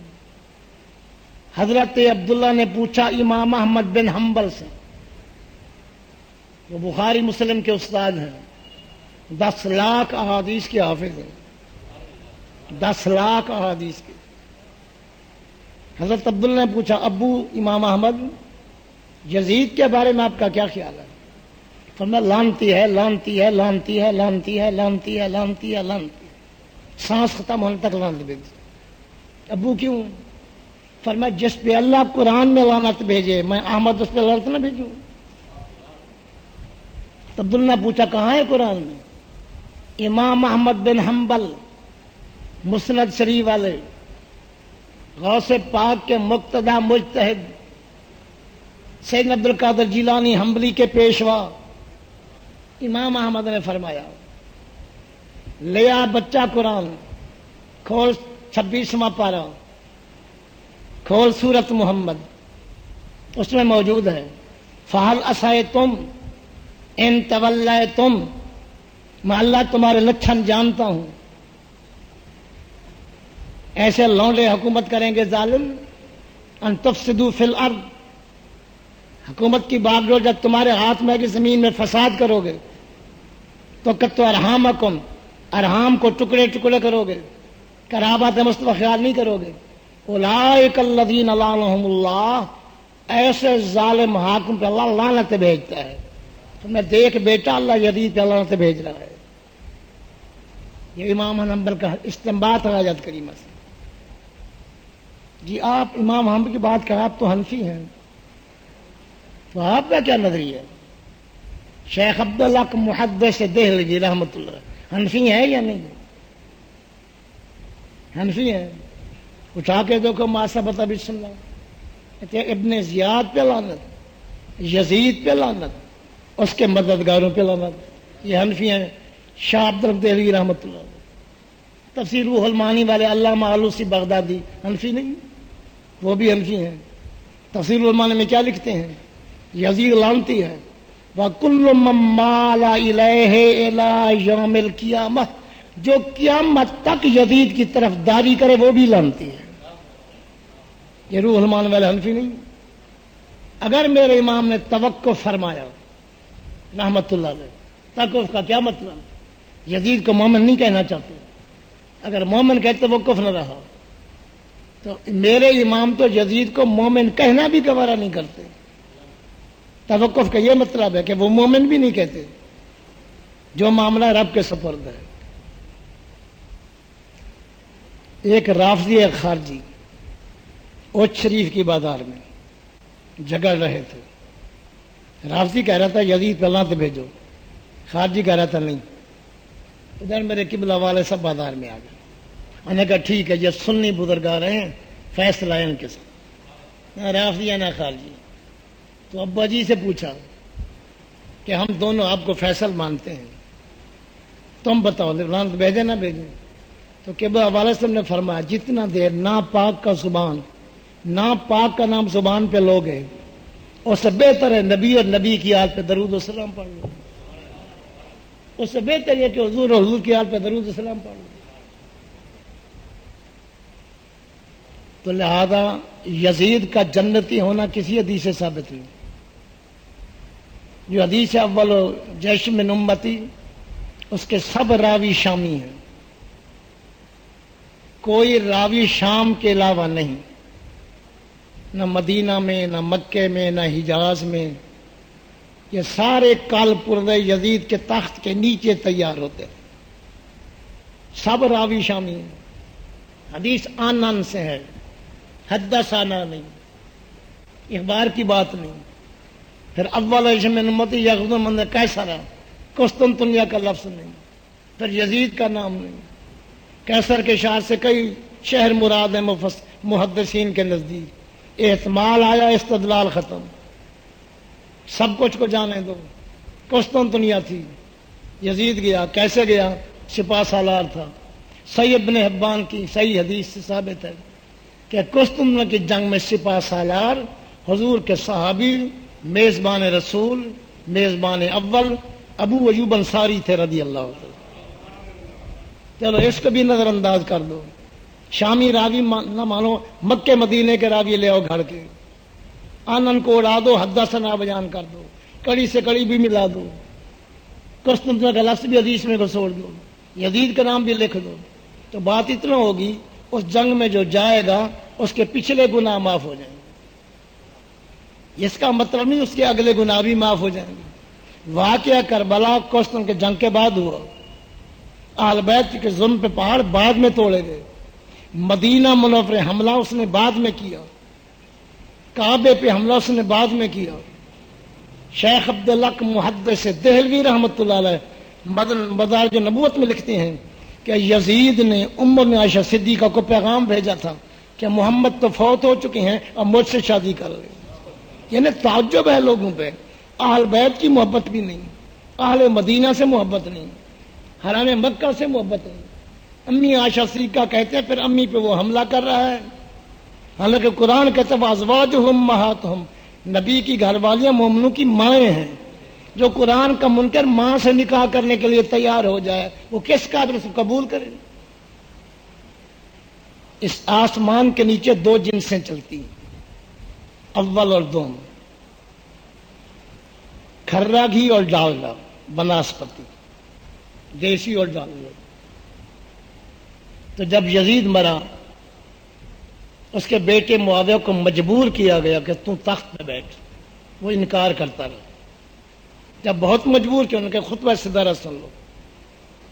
امام ابن حجر مکی سوائے کے مہر کا، اہل سنت کا چوٹی کا امام، مکے کا امام لکھتے ہیں، معاویہ بن یزید نے کہا میرا ابا نااہل تھا، یزید نالائق تھا، اہل بیت پہ ظلم کیے، اہل مدینہ کو تنگ کیا، مسجد نبی کی توہین کی، خلاف کعبہ کی توہین کی، وہ اپنی قبر میں گروید ہے، گناہوں میں جکڑا ہوا ہے، ایسی لعنتی تخت پر میں نہیں بیٹھتا، میں معاویہ چھوڑ کے جا رہا ہوں۔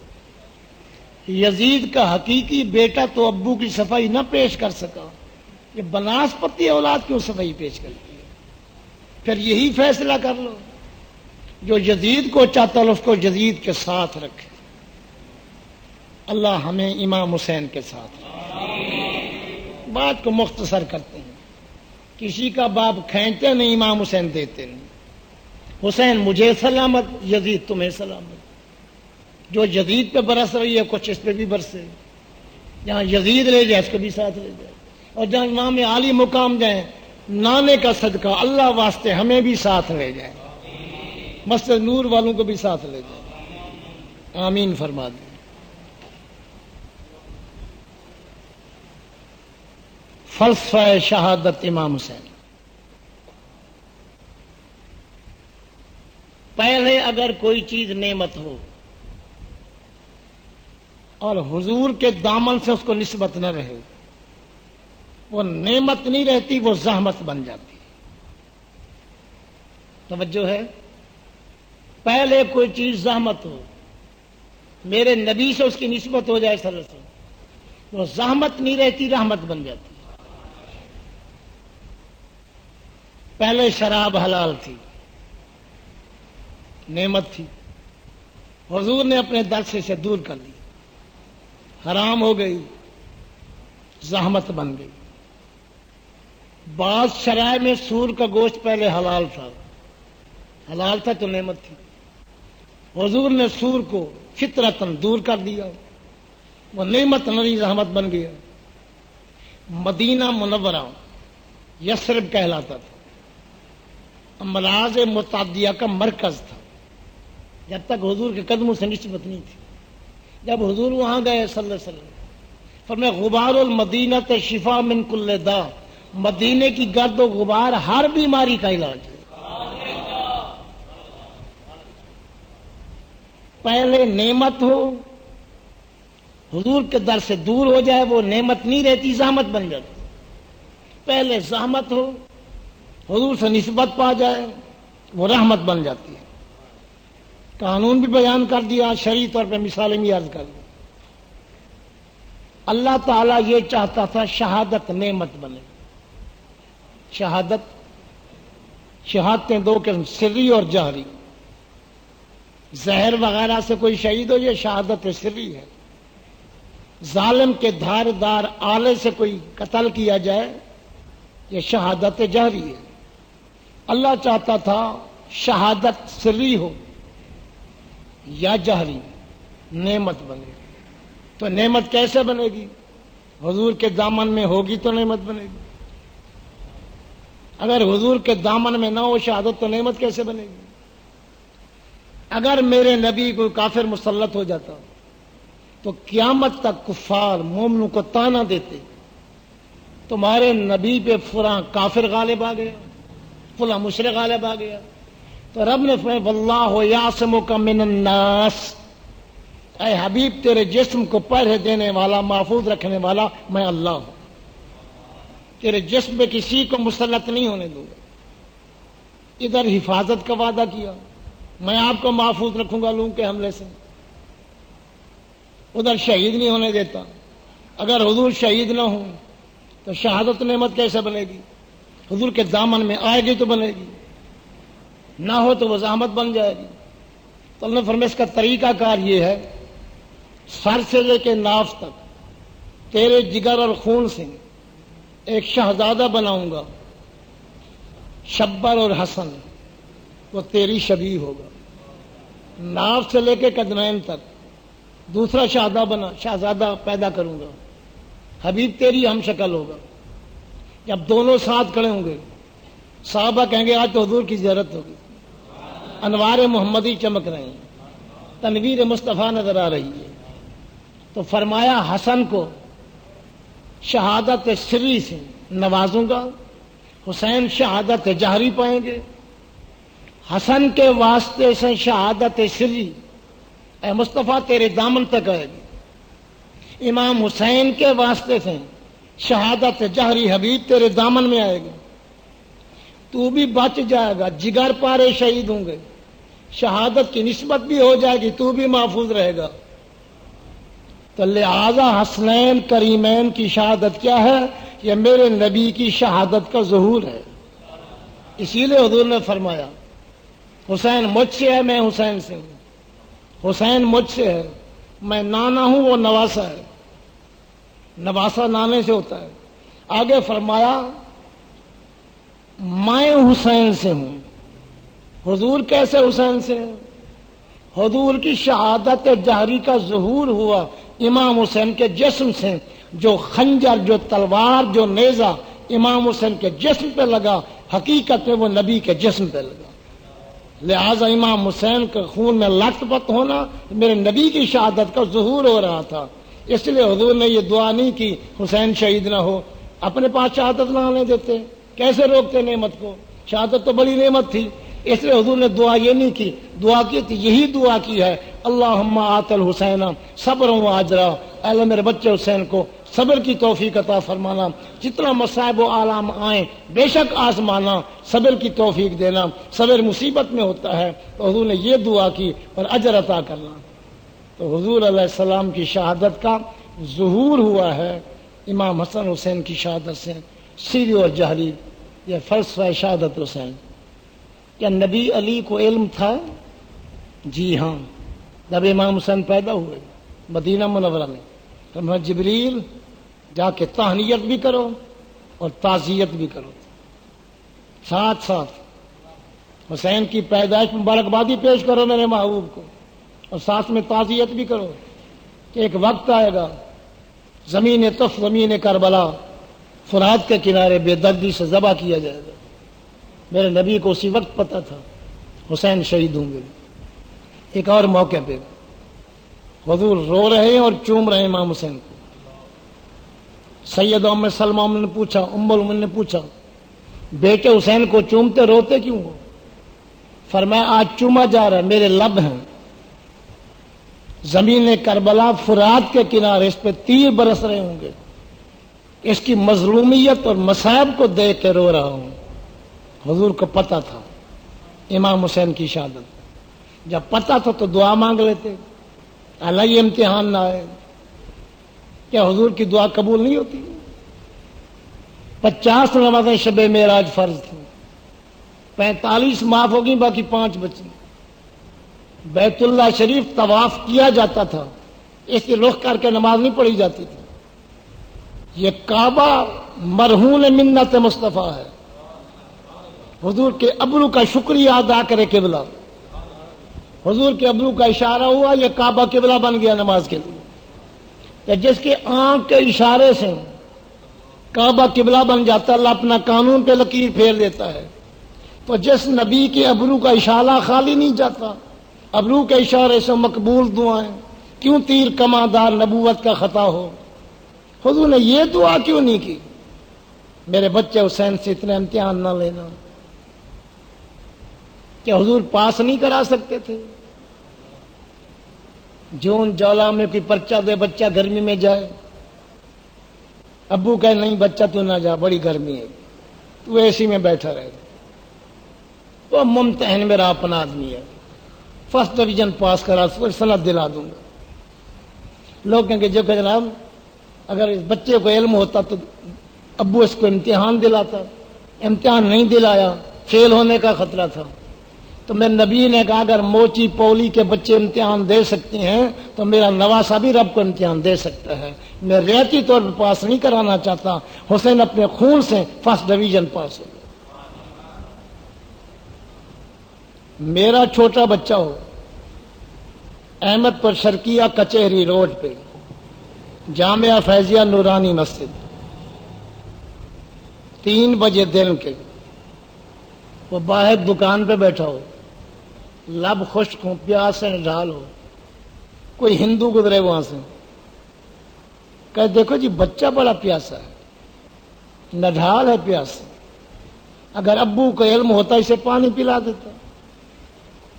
مولانا عبد الکریم صاحب قادری وہاں بیٹھے ہوں، مولانا فدا حسین صاحب بیٹھے ہوں، کہیں کہ ہندو زبان بند کر، اس بچے نے ابے کے پیچھے زہر کی نماز پڑھی ہے اسی نورانی جامع مسجد میں، اس وقت بھی پیاس لگی تھی۔ ابو کہہ رہا تھا تسلا کر بیٹا، بس عصر کی نماز ہے درمیان میں، سورج غروب ہونے دے، روح افزا تیرے لیے، نو رس تیرے لیے، گڈیریاں تیرے لیے، یہ جوس تیرے لیے۔ ابو کو پتا ہے بیٹے کے پیاس، تو کیوں کہتا وہ بیل میں؟ ہندو کا منہ وہ بند کریں گے، خارجی کا منہ فقیر فیضی بند کریں گے۔ خارجی زبان بند رکھ۔ میرے نبی کو بھی حسین کا پتا تھا، حضرت علی کو بھی پتا تھا۔ یہ اگر پتا تھا تو پھر پانی کیوں نہیں پلایا، مدد کیوں نہیں کی، وہ چکے کی نہیں لگ کر بلا سکتے۔ ہندو کہے گا عجیب آدمی ہو، کہتے پتا ہے باپ کو بیٹے کی پیاس کا، پھر پانی کیوں نہیں پلاتے؟ یہ کہیں گے جناب تو ہندو جو ہوا، تجھے روزے کا پتہ ہی نہیں، اگر اس وقت 3-4 بجے پانی پلا دے تو روزہ ٹوٹ جائے گا۔ ابا چاہتا ہے کہ روزہ مکمل ہو جائے، ٹوٹے نہیں۔ تو کہتا پلانے میں مدد، وہ کہتے نہیں پیاسا رکھنے میں مدد ہے۔ اگر حضور امام حسین کو حضرت علی اٹھا لیتے وہاں سے تو عشق حسین کا روزہ ٹوٹ جاتا۔ فرمایا صبر کر صبر کر صبر کر، نہ جھکنا نہ بکنا، سلسبیلی تیرے لیے، حوض کوثر بھی تیرے لیے، تسنیم بھی تیرے لیے۔ جو بیٹے کا روزہ مکمل کرے وہ مدد نہیں، جو روزہ توڑوا دے وہی مدد ہے۔ تیرے نزدیک وہ مدد ہے، میرے نزدیک یہ مدد ہے۔ نبی کو پتا تھا حسین کی شہادت کا مدد کی ہے، فرسٹ ڈویژن پاس کرا عشق مولا۔ حضرت علی کو بھی پتا تھا۔ ایک جنگ سے واپسی کے موقع پہ حضرت علی کربلا سے گزرے، نشان لگا رہے، علم کے شہر کا دروازہ نشان لگا رہے۔ ہاں ہونا موضوع مناخر عالم، یہاں ان کے اونٹ بیٹھیں گے، یہاں ان کے خیمے لگیں گے۔ ہاں ہونا موضوع محراق و دماء ہیں، یا ان کے خون کی ندیاں بہیں گی، ان کا سر یہاں کاٹا جائے گا۔ یہ نشان بھی لگا رہے ہیں۔ بِأَيِّ أَرْضٍ تَمُوتُ، کسی کو پتہ نہیں کوئی کہاں مرے گا۔ میرے مرشد علی کو پتہ ہے فلاں یہاں شہید ہوگا، فلاں صاحبزادہ یہاں شہید ہوگا، فلاں شاہزادہ یہاں شہید ہوگا، اونٹ یہاں بیٹھیں گے، یہاں بیٹھیں گے، یہاں ان کے رگیں کاٹی جائیں گی، یہاں ان کے خون بہیں گے۔ صرف نشان لگا رہے تھے حضرت مولا کائنات، بقا علی بکا ان شدیدن حتی بل الارض من دموعہ، حضرت علی کربلا کی زمین پہ اتنا روئے سارے ریت کے ٹیلے حضرت علی کی آنکھ سے تر ہو گئے۔ کربلا کا ریتا تر ہوا حضرت علی کی آنکھ سے۔ ماتم نہیں کیا، جزا فضا نہیں، دل مغموم ہو، آنکھوں سے آنسو جاری ہو جائیں، ایسا غم حسین منانا نبی کی سنت بھی ہے، علی کی سنت۔ حضور بھی روئے ہیں غم حسین، امام حسین حضرت علی بھی روئے ہیں، زمین کربلا کو تر کر دے۔ او میرا پیاسا لاڈلا، اس وقت پانی نہیں ہوگا، میں تیرا ابا علی آنسو سے چھڑکا لگا کے جا رہا ہوں، تیرا خون لت پت ہوگا کربلا کے ریتے میں، میرے آنسو پہلے موجود۔ کسی نے پوچھا آپ کس کی بات کر رہے ہیں؟ تو مولا کائنات نے فرمایا، اللہ میں ہر خفی و جلی نے فرمایا، حلال مشکلات کلی نے فرمایا، ولی گر مولا علی نے فرمایا۔ علی صرف ولی اللہ ہے، علی کے در کا کاسا لیس بھی ولی اللہ ہے، حضرت علی کا نوکر بھی ولی اللہ ہے، حضرت علی کا غلام بھی ولی اللہ، علی بھی ولی اللہ۔ پھر فرق کیا رہا؟ حضرت علی ولی گر علی ہے، ولی بنانے والے ہیں۔ فرمایا فتیۃ من آل محمد، میں غیروں کی بات نہیں کر رہا، محمد کریم تم کی آل کے نوجوان پھلتا پھلتا باغ یہاں شہید ہو گئے۔ اپنے گھرانے کی بات کر رہا ہوں کہ نبی کو بھی پتہ ہے، حضرت علی کو بھی پتہ ہے، مدد کیا کی؟ عشق کے مولا کو روزہ مکمل کر دیا۔ کربلا میں جو شہید ہوئے، جن کی نیات پکائی جاتی ہے یہ سارے ثواب کے لیے، شربتیں تقسیم ہوتی ہیں، 72 کے لیے ہوتے ہیں یا 10 کے لیے؟ 72 کے لیے۔ نام کتنے کے یاد ہیں؟ امام حسین، عباس علمبردار، حضرت قاسم محمد اون، اور اس کا بھائی واہب بن عبداللہ کلبی، گنتی کے کچھ نام آتے ہیں۔ نیاز 72 کی پکتی ہے، اس میں نام نہیں ہے، ہیں جلالان میں ہیں، تہران کی چھپے ہر جگہ موجود ہے۔ اس میں موجود ہے کہ ابو بکر کے نام والے بھی کربلا میں شہید ہوئے، عمر کے نام والے بھی حضرت حسین کا ساتھ دیتے شہید ہوئے، عثمان کے نام والے بھی ان 72 میں شامل ہیں، نیاز کے اندر یہ بھی شامل ہیں۔ یہ کون ابو بکر عمر عثمان ہیں جو کربلا میں امام حسین کا ساتھ دیتے شہید ہوئے؟ یہ فرزندان حیدر کرار ہیں، یہ امام حسن کے صاحبزادے ہیں۔ ادھر حدیث یاد کرو، الحق مع علی ہے سکان، حق علی کے ساتھ ہے، علی حق کے ساتھ برحق ہے، تو نام رکھنے میں بھی حق علی کے ساتھ ہے۔ محسن نام رکھا، حسن نام رکھا، حسین نام رکھا۔ حضرت علی نے اپنے بیٹے کا نام ابو بکر رکھا، عمر رکھا، عثمان رکھا۔ میں سنی سے پوچھتا ہوں، بریلویوں سے، رضویوں سے، قادریوں سے، اپنے بیٹے کا نام غلام شمر رکھو گے؟ غلام شمر نام رکھو گے؟ نہیں۔ محمد ایوب، غلام صدیق، محمد عمر، محمد عثمان، غلام علی، غلام حسن، غلام حسین رکھو گے نام؟ جن سے پیار ہوتا ہے نام وہی رکھے جاتے، جن کو بابر کا سمجھا چاہتے وہی نام اولاد کے رکھے جاتے۔ اگر میرے مرشد علی کے دل میں اصحاب ثلاثہ حق میں پیار نہیں تھا تو مرشد علی نے اپنے بیٹے کا نام ابو بکر کیوں رکھا، عمر کیوں رکھا، عثمان کیوں رکھا؟ یہ نام ظاہر کرنے سے پتہ چل جاتا ہے کہ حضرت علی کا دل ان سے ملا ہوا تھا۔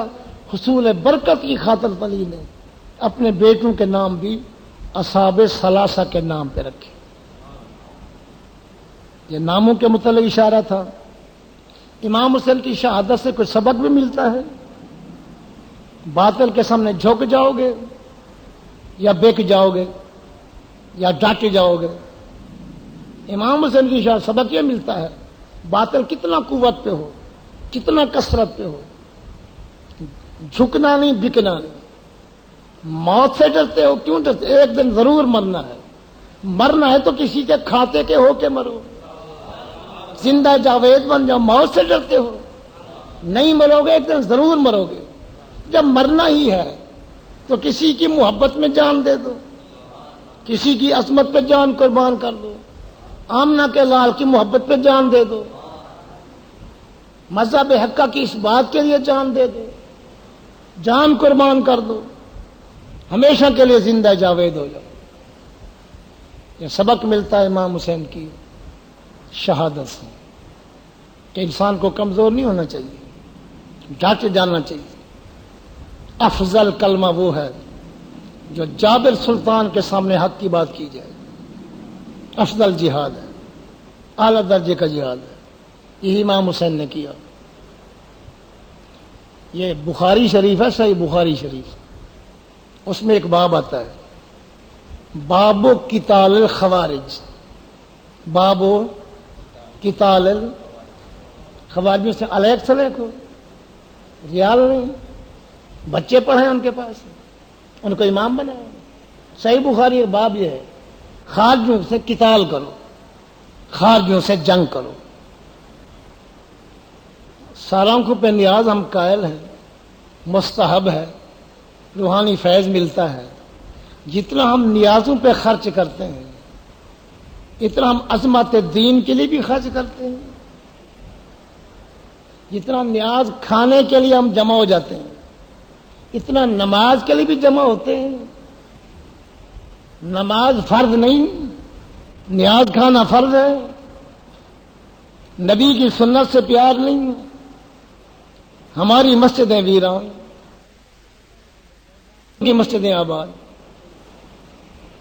ہیں۔ حسینی یترک الصلاۃ احیانا، البدایہ والنہایہ، یزید کبھی کبھی نماز چھوڑ دیتا تھا، یزید کبھی کبھی نماز اکثر پڑھتا تھا۔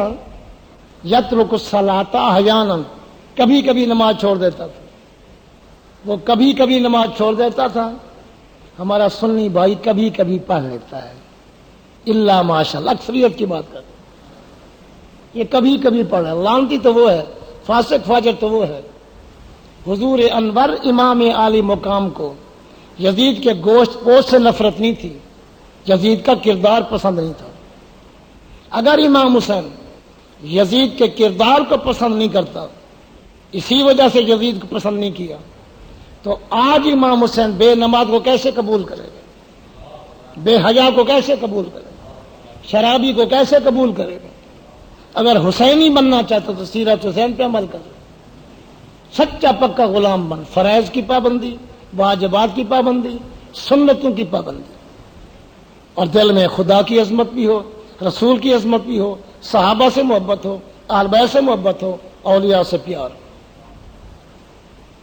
یہ باب قتال الخوارج بخاری کا باب ہے پورا، خارجیوں سے قتال کرو۔ نیچے حدیث لکھی ہے، وکان ابن عمر یراہم شرار خلق اللہ، حضرت عمر کے صاحبزادے عبداللہ بن عمر صحابی، وہ خارجیوں کے بارے میں ان کا نظریہ یہ تھا، یراہم شرار خلق اللہ، خدا کی ساری مخلوق سے شریر ترین افراد خارجی ہیں۔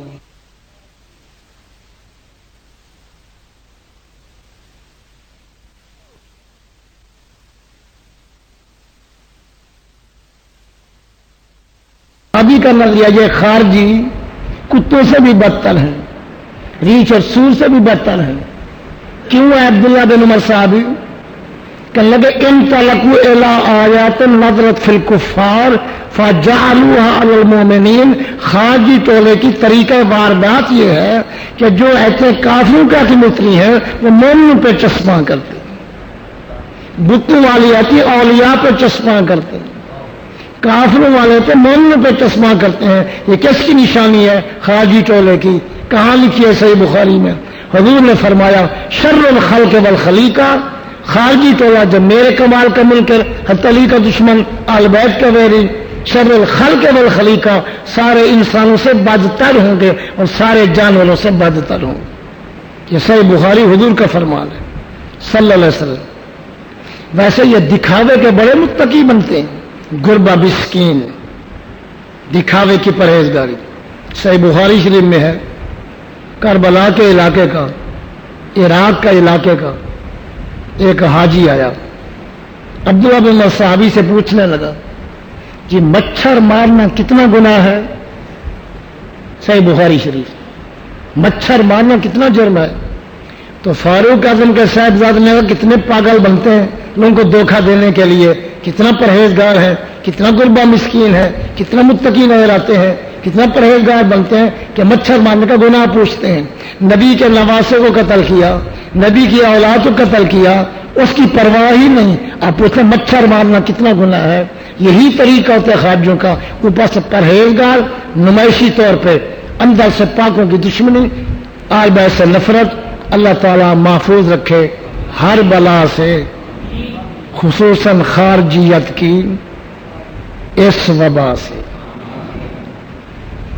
پتہ ہے آپ کو 150 سالہ جشن منایا جا رہا ہے، 150 سالہ۔ اس سے پتہ چلا 150 سال سے پہلے نہیں تھے، یہ بتی ٹولہ ہے جو 150 سالہ جشن منائے، تو اس کی بنیاد 150 سال سے ہے۔ پہلے منایا کچھ سال پہلے 100 سالہ جشن، اس وقت 100 سال عمر تھی، ابھی 50 سال ہوئے تو 150 سالہ بھی ہو گئے۔ چلو 100 ہو یا 150 سال ہو، پتہ چل گیا یہ بتی ٹولہ بعد میں پیدا ہوا، ابتدا میں نہیں تھا۔ جشن، اچھا تم تو جشن منا سکتے ہو، ہم میلاد کا جشن نہیں منا سکتے۔ تم اپنے مدرسے کا جشن مناؤ، چراغان کرو، اخباروں میں دو، خرچے کرو۔ ہمارے لیے بدعت ہے، تمہارے لیے جائز ہے۔ سنیوں کو اللہ سمجھنے کی توفیق عطا فرمائے، سونا نہ بنائے۔ جس وقت کربلا کے اندر امام حسین نے قربانی پیش کی، آسمان خون کے آنسو رویا۔ کربلا سے لے کے شام تک جو پتھر اٹھایا جاتا تھا خون ابلتا تھا، 3 دن تک سرخ خون کی بارش ہوتی رہی، مٹکے 11 کی رات کو خون سے پر تھے، برتن پر تھے، کپڑے پہ خون آیا، پھٹتا پھٹ گیا، وہ خون کا دھبا نہیں گیا۔ یہ تو وہاں کی کیفیت تھی۔ امام زین العابدین سجاد بیمار کی کیفیت کیا تھی؟ ان ملتیاری حسبا یامن الا ارض الحرم، اے ہوا ہمارا اور کوئی خیر خواہ نہیں، پیغام رساں اور کوئی نہیں، سب دشمن ہیں۔ اے ہوا چلتے چلتے اگر مدینے جائے، بلغ سلامی روزتن، میں مجھ بیمار قیدی کا سلام پہنچا دے، روزتن فیہا النبی المحترم، جس میں نبی محترم مقیم ہے، میں سجاد بیمار سلام پیش کر۔ اکبادنا مجروحۃ، ہمارے جگر زخمی ہیں،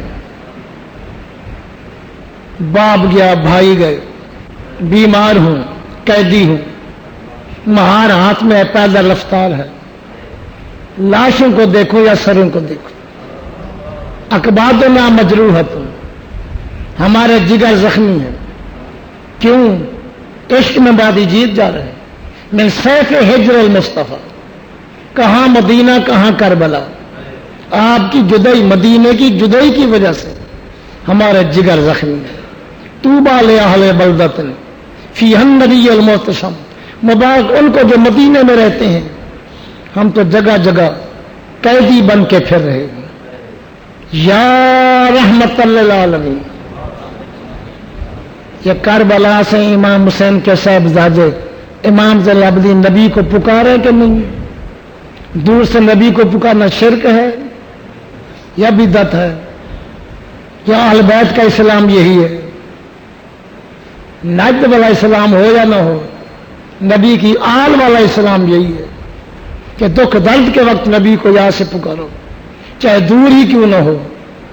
یا رحمت للعالمین ادرک لزین العابدین محبوس ایدی الظالمین، ظالموں کے ہاتھوں میں قیدی بن کے جا رہا ہوں. فی الموکبی والمزدان، پاؤں میں بھی لو ہے، ہاتھوں میں بھی لو ہے. یہ امام زین العابدین کی درد بھری التجا تھی جو مدینہ منورہ ہوا کو دے رہے تھے. ملکہ جنت کی صاحبزادی، رش کے عفت کی صاحبزادی، تطہیر کی چادر کی وارثہ پلان پہ بیٹھی ہیں. جب بھائی کے جسم کے ٹکڑے ٹکڑے دیکھ، اٹھاؤ البدایہ بننے آیا. تمہارا ابن کثیر ابن تیمیہ کا شاگرد لکھتا ہے تو بی بی صاحبہ نے کیا کہا، امام حسین کی ہمشیرہ نے کیا کہا، مولائے کائنات کی صاحبزادی نے کیا کہا، ملکہ جنت کی صاحبزادی نے کیا کہا، یا محمد، میں غیر عورت نہیں، میں آپ کی نواسی ہوں. آج تاجدار مدینہ میں آپ کی صاحبزادی کی صاحبزادی ہوں. میری اماں کے لیے آپ کھڑے ہو جاتے تھے، میں اسی زہرا کی بیٹی ہوں. یا محمد، اے نانا پاک محمد صلی علیک اللہ، اللہ تعالیٰ کا آپ پہ درود ہو. یا محمد یا محمد صلی علیک اللہ و ملک السما، آسمان کے فرشتوں کو بھی آپ پہ درود ہو. آ نانا آ مدینے سے کربلا. ہاذا حسین بالعراء، حسین چٹی المیدان پہ پڑا. سر کہاں ہے، جسم کے ٹکڑے کہاں ہیں؟ مقطع الاعضاء، اعضاء کے ٹکڑے ٹکڑے ہو چکے. جسم صحیح سالم ظالم نہیں رکھا، ٹکڑے ٹکڑے ہو گئے. یا محمد یا محمد. جب ملکہ جنت کی صاحبزادی کے یہ الفاظ تھے، دشمن بھی رو رہے تھے، درخت بھی رو رہے تھے، ریتا بھی رو رہا تھا. اس وقت حضور کی کیفیت کیا تھی؟ عبداللہ بن عباس سید ام سلمہ کی روایت. درود شریف پڑھیں حضور کی آر پہ. اللہم صلی وسلم وبارک علی محمد وعلی آل محمد وبارک وسلم وسلم. الصلاۃ والسلام علیک یا سیدی یا رسول اللہ وعلی آلک واصحابک یا حبیب اللہ. سیدہ ام سلمہ فرماتے ہیں رضی اللہ تعالی. عبداللہ بن عباس فرماتے ہیں، امام احمد و بیہقی کی روایت مشکات میں موجود ہے، سواق میں موجود ہے، خصائص کبریٰ میں موجود ہے. رأیت النبی فی النوم.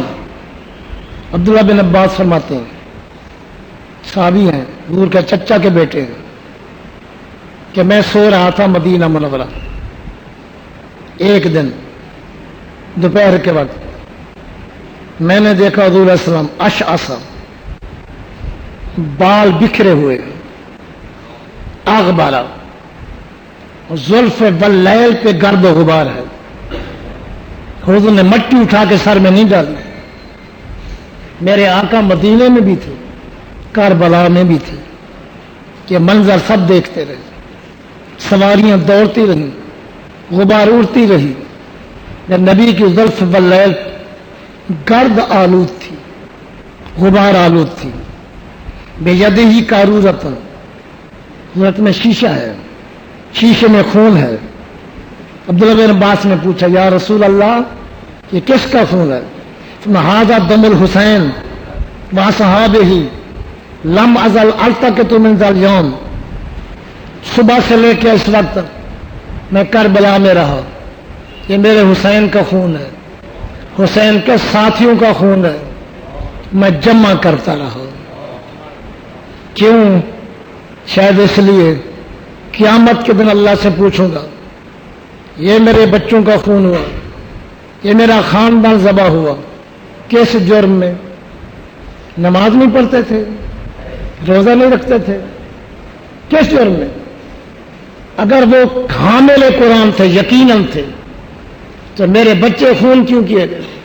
کہ حضور خون کو جمع کر رہے ہیں. اور دکھا دیا میں کربلا میں رہا، وہاں خون جمع کرتا رہا۔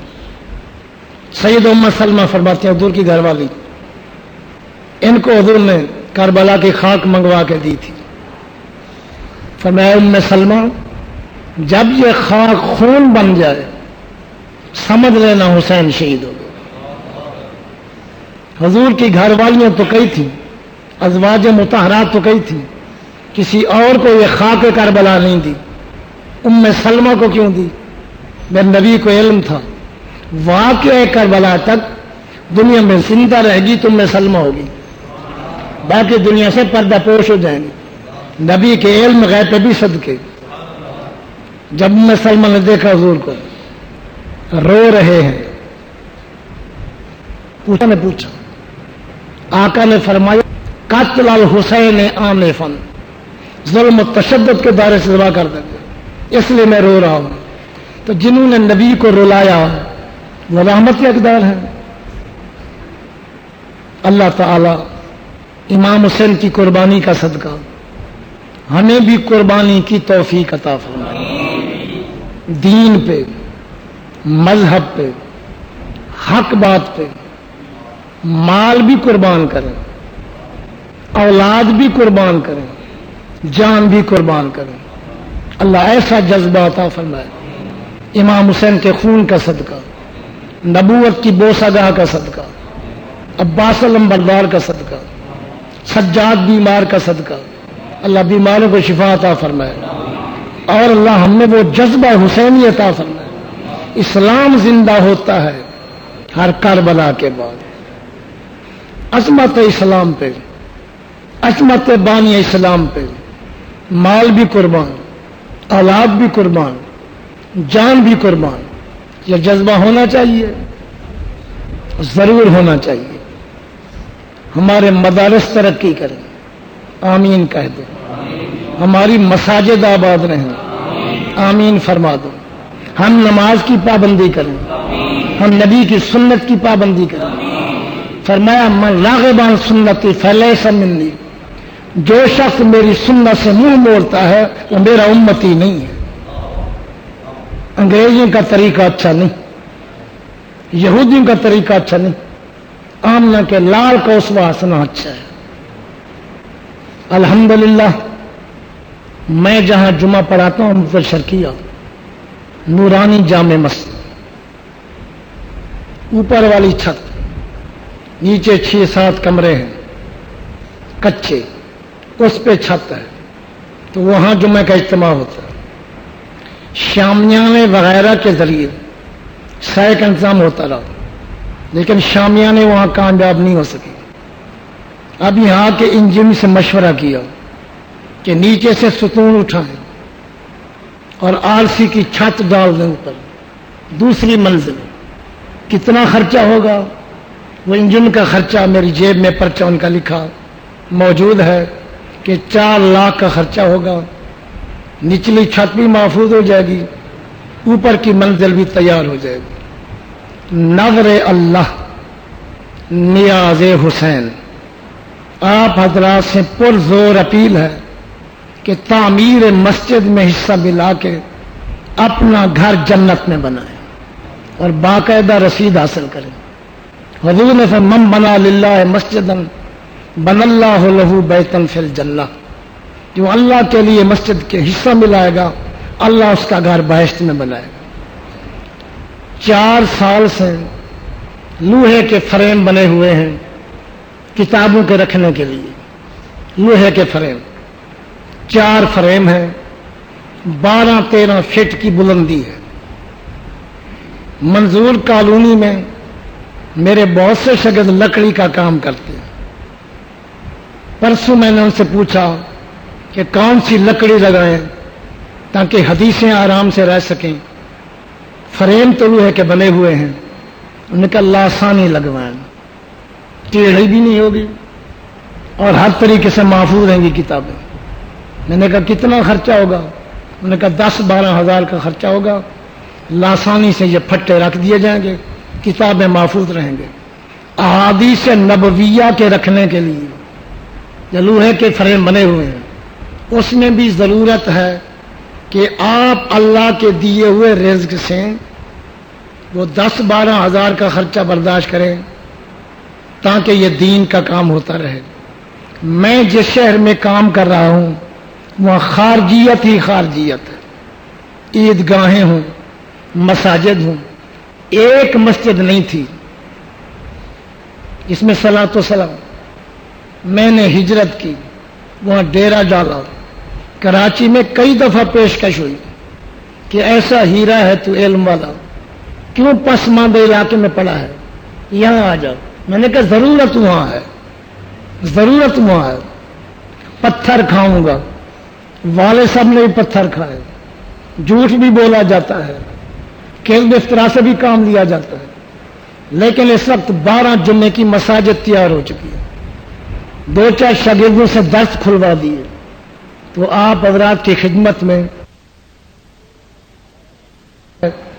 جو صاحب علیحدہ رسید حاصل کرنا چاہیں ان کو علیحدہ رسید مل جائے گی، جو مجموعہ اکٹھا حاصل کرنا چاہیں ان کو بھی مل جائے گی.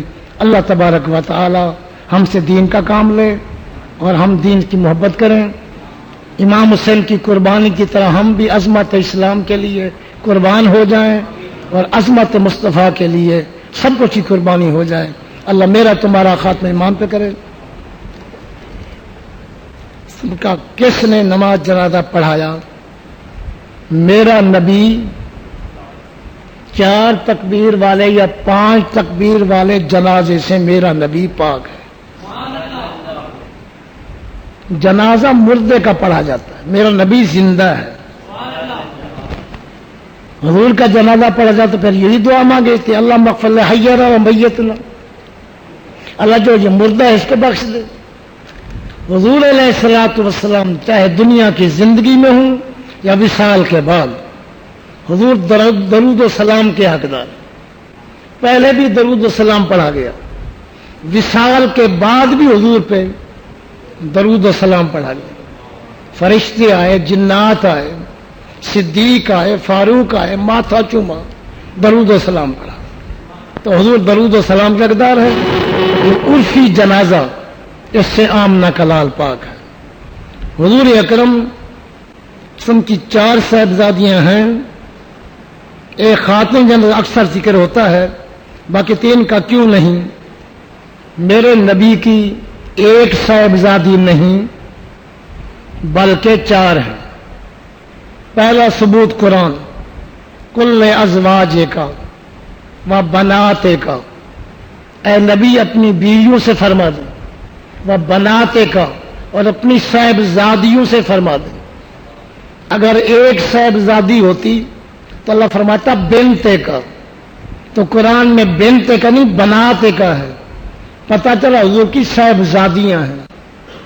جو ایک مانتا وہ قرآن کا انکار ہے، اور قرآن کو چھوڑ دے تو گمراہی میں چلے جاؤ گے.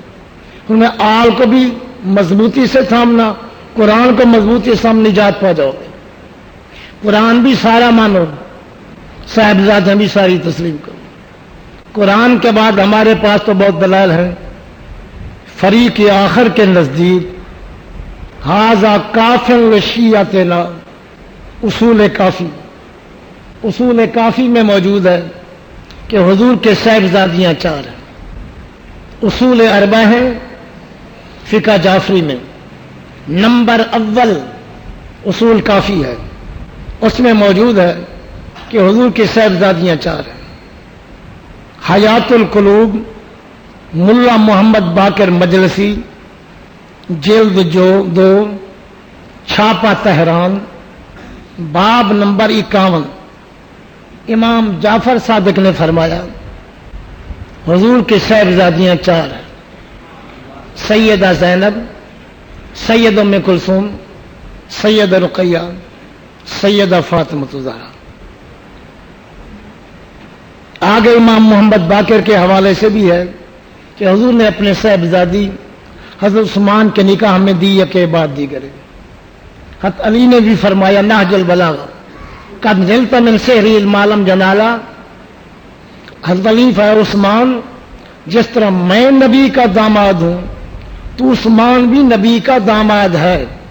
صدیق و فاروق نبی کے داماد نہیں، مجھے اور تجھے یہ شرف حاصل ہے، ہم دونوں نبی کے داماد ہیں۔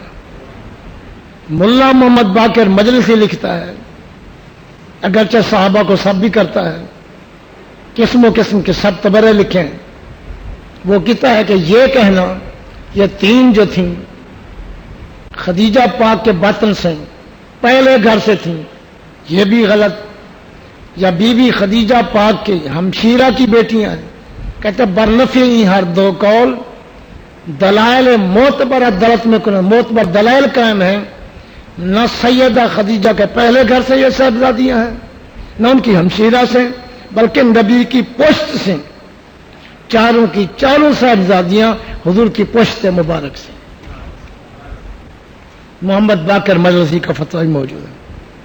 خاتون جنت کا جنازہ کس نے پڑھایا؟ ایک روایت کے مطابق حضرت علی المرتضیٰ نے، دوسری روایت کے مطابق حضرت ابوبکر صدیق رضی اللہ تعالیٰ عنہ۔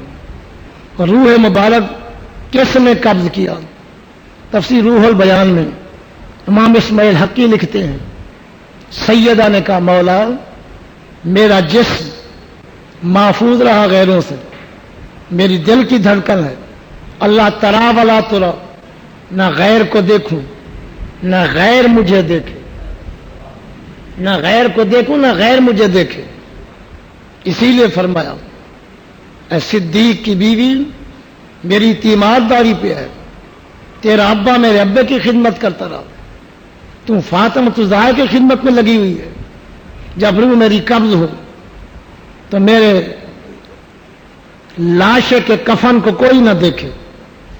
تو صدیق کی بیوی نے کہا کھجور کی ٹہنیاں ٹیڑھی کر دوں گی، اوپر کپڑا ڈال دوں گی، آپ کے جسم کے طول و عرض کو، لمبائی چوڑائی کو، کفن کو بھی کوئی نہیں دے گا۔ فرمایا رات کو اٹھانا۔ اتنا شرم و حیا کی ملکہ جو تھی، مالک الموت نے روح قبض نہیں کی۔ تفسیر و بیان اسماعیل حق کی، اللہ نے بلا واسطہ مالک الموت خود زہرا کی روح قبض کی۔ حضرت شیر خدا کی کل شادیاں کتنا تھیں؟ یہ اصول کافی میں تفصیل موجود ہے۔ جب تک زہرا پاک زندہ رہیں اور شادی نہیں کی، کہ حضور نے روک دیا تھا، ان کے وصال کے بعد شادیاں کی۔ 18 بیٹے بٹائے جاتے ہیں۔ کیا کسی ولی کامل سے خلافت لینے کے لیے اس ولی کا مرید ہونا ضروری ہے؟ خلافت لینے کے لیے مرید ہونا ضروری نہیں، غیر مریدوں کو بھی کامل خلافت دے دیتے ہیں۔ فقیر پر تقصیر کو آج جن کے عرس کا دن ہے، مفتی اعظم ہند مصطفیٰ رضا خان نے بھی خلافت دی، امام مدینہ قطب مدینہ بھی خلافت دی، کلندر پیر غلام یاسین نے خلافت دی، غزالی زمان نے بھی خلافت دی۔ تو خلافت کے لیے مرید ہونا شرط نہیں، جس کو اہل سمجھتے ہیں وہ نواز دیتے ہیں۔ اگر کسی ولی کا مرید ہو گیا ہے تو بعد اس ولی کے کسی اور کا مرید ہوگا جو وہی کافی ہے۔ اصل بیعت ایک ہے، آنکھیں دو ہیں، ہاتھ دو ہیں، زبان بھی ایک ہے، دل بھی ایک ہے۔ جب دل ایک ہے، دل لینے والا بھی ایک ہو تو مرشد ایک ہے۔ صحبت کے پیر ہو سکتے ہیں، سلوک کے پیر ہو سکتے ہیں۔ اصل فیض اپنے مرشد سے جانو۔ حصول فیض کے لیے اور عاد و وظائف کے لیے بیعت ہونا یہ برحق ہے، لیکن اصل مرشد ایک رہے گا۔ عشاء کے دعا کے نفل بیٹھ کر پڑھنا افضل ہے یا کھڑے ہو کر؟ ان سوالات کی وضاحت فرما کر ہماری حوصلہ افزائی فرمائیں، مہربانی ہوگی۔ اللہ کریم آپ کو صحت کاملہ عطا فرمائے۔ میں تو زندگی کے ایسے مراحل میں پہنچ چکا ہوں، وہاں تو 3-3 4-4 میل بھی پیدل چلتا تھا۔ جو بھی حاجی علاقے کا آیا اس کو ملنے کے لیے پہنچ گیا۔ تو جب مدینہ چھوٹا، بیمار بھی ہوں، بخار بھی ہے، جی کے مرتے ہیں حسن جو آتے ہیں مدینہ چھوڑ۔ ہمارے یہاں بال بچے نہیں ہیں، بال بچے بھی یہ ہے، زمین کا ٹکڑا بھی یہاں ہے۔ جب مدینہ چھوٹنے کو آتا ہے نا، جان نکلتی ہے۔ حسرت بھری نگاہوں سے گنبد خضرا کو آنکھیں دیکھ رہی ہیں، پھر کب یہ موقع نصیب ہوگا، آؤں گا یا نہیں آؤں گا؟ حسرت بھری نگاہیں ہوتی ہیں، جب تک روزہ نظر آتا ہے دیکھتا رہتا ہے، آنسو برستے رہتے ہیں، حالانکہ ہمارا وہ وطن نہیں، آل و عیال وہاں نہیں۔ امام حسین کا تو وطن بھی وہی تھا، امام حسین کا نانا بھی وہی، امام حسین کا گھر بھی وہی۔ جب یہ نانے کی مزار سے جدا ہوئے ہوں گے، ان کی کیا کیفیت ہوگی؟ پھر مزار والا جانے نواسا جانے۔ اللہ تبارک و تعالیٰ کرے مدینہ نہ چھوٹے، جہاں بھی رہے مدینہ سینے میں ہو اور مدینے والا سینے میں ہو۔ اللہ مجھے عشق رسول میں موت دے، آپ کو بھی عشق رسول میں موت دے۔ اب نزا کی تکلیفیں برداشت نہیں ہوتی، تم سامنے آ بیٹھو، دم نکلے بآسانی۔ وآخر دعوانا ان الحمد للہ رب